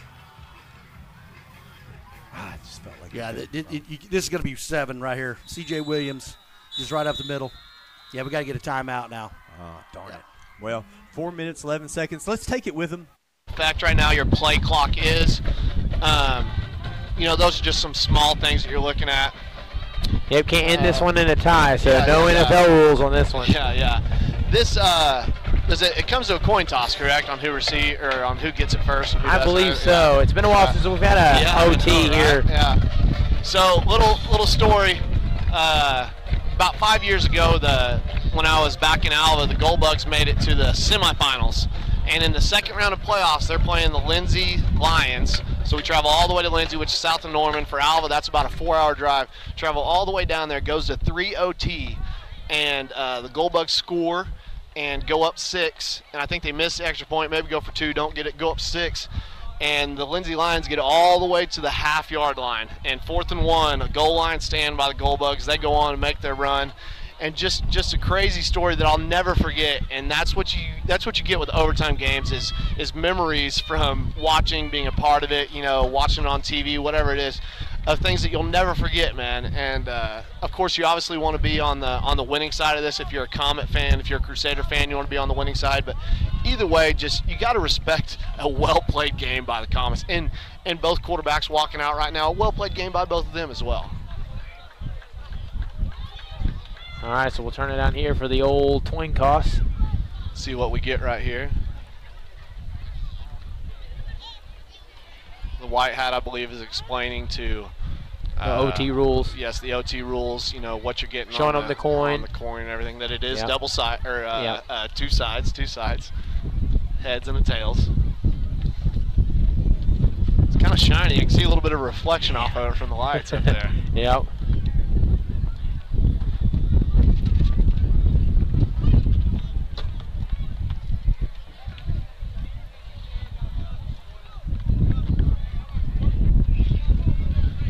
Believe the toss is coming.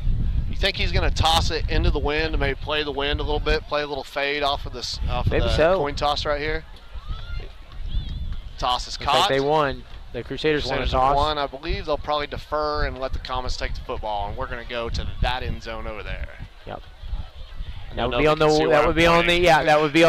west side. The west side, yes. West side, looking for a chance to go in and win the football game. Crusaders win the coin toss. They elected to defer. The Comets will get the ball first. All right. Referee's writing down over here. The sideline judge is writing down. They're all writing down who received the ball, keeping it official.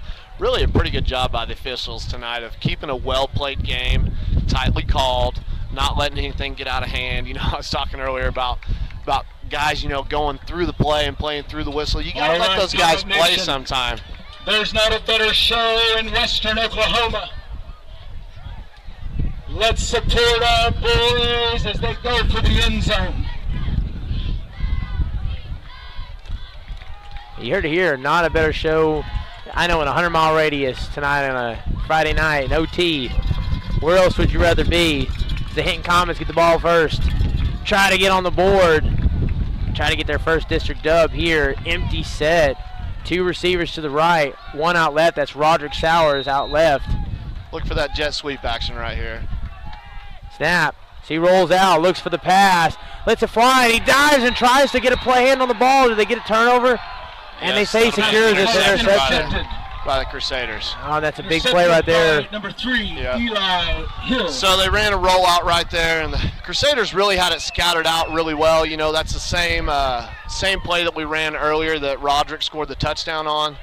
And, you know, not great for the Comets right here, but you have to dig deep right here and find a way to create some havoc on the defensive end. You know, we've done a good job of keeping it out of the end zone in the second half. Yeah. Just continue to do it. Maybe you get the same thing coming back your way. You know, last time you were in this position, Jack Brookshire created a turnover, so it's never over. Correct. The 10-yard line. And again, all right, Comet Nation, we've got to make some noise.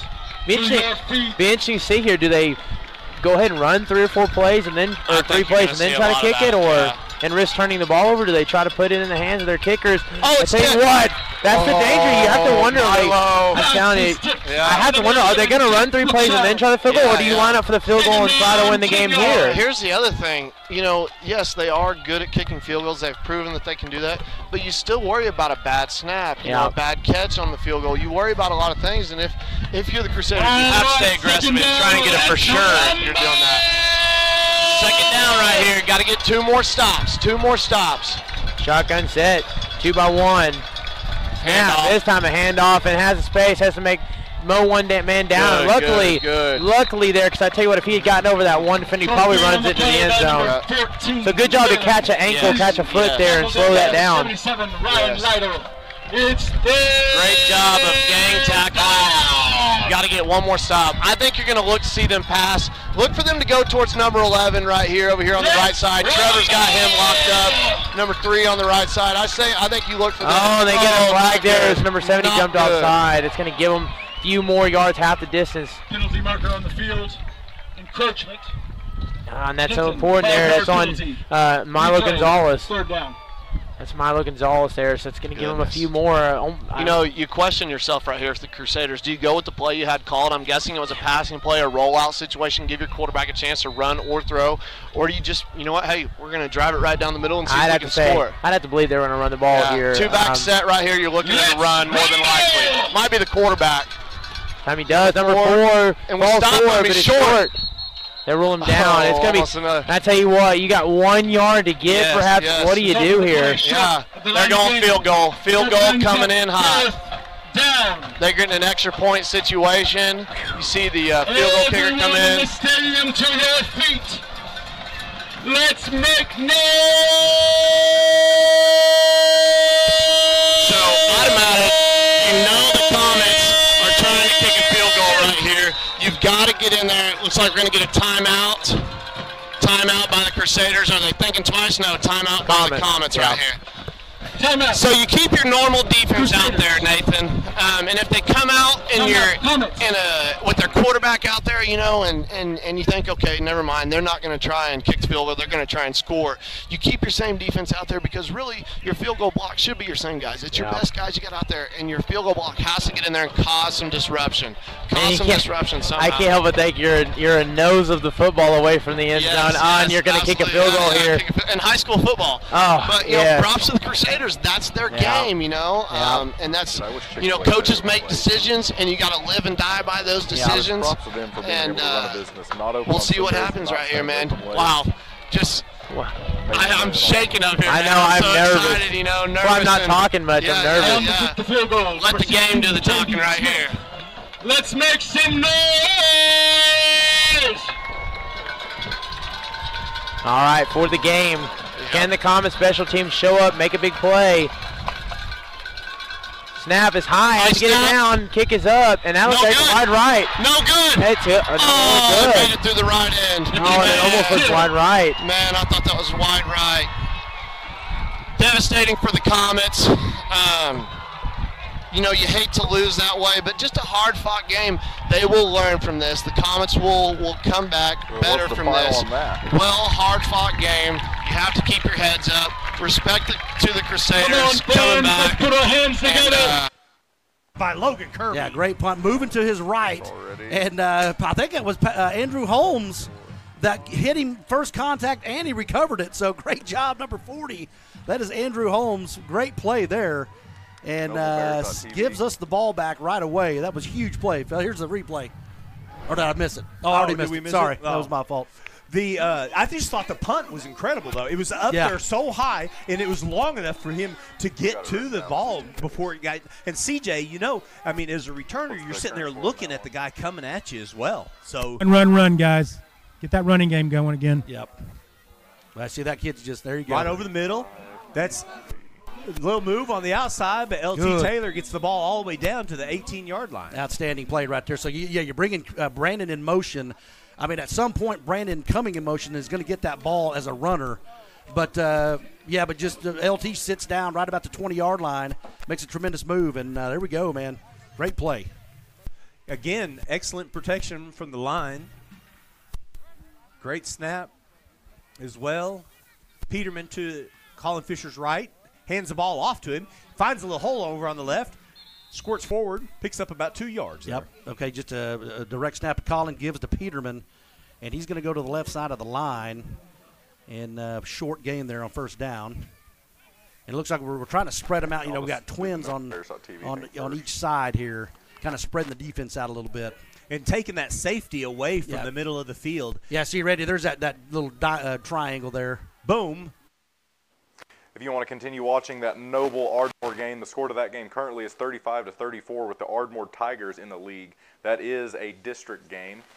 Going now to the final scores for the rest of the pay dirt stuff this week, we've got the game of the week, Hooker Bulldogs at the Fairview Yellow Jackets. Coach Robert Bernard and the Fairview Yellow Jackets will move to 2-1 on the season, beating the Hooker Bulldogs 55-12.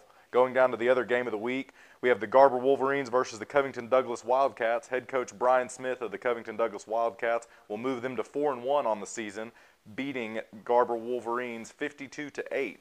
Going down to a district game with District A3, we have the CHA Crusaders beating the Hinton Comets in overtime, with the final on that score being 22-19, moving the CHA Crusaders to 4-1 on the season. Going to another district game in Class A, the District A3 game of the Cashin Wildcats versus the Minco Bulldogs. Both teams are ranked in Class A. Coach Brock Wardlaw and the Minco Bulldogs will move to 4-0 on the season, beating the Cashin Wildcats 27-8. Going down to the 3A matchup between the Kingfisher Yellow Jackets and the Perkins Tryon Demons, who are ranked 5 in Class 3A. Perkins Tryon will move to 3-1, and Coach Dwayne Hudson and the Demons will beat the Kingfisher Yellow Jackets 14-13 with that final score. Going down to the Alva Gold Bugs versus the Millwood Falcons game, also a district game in the District 2A1 district. The Millwood Falcons and Coach Darwin Franklin, who are ranked 6th in Class 2A, will beat the Alva Gold Bugs 66-16. Also, another district game we had this week, the Frederick Bombers at the Washington Warriors, who are ranked 1 in Class 2A. The Washington Warriors will continue their undefeated streak and go 4-0, beating the Frederick Bombers 40-7. And again, if you want to continue watching the Noble Ardmore game, another close game, 35-34 last we checked, that is at noblebears.tv.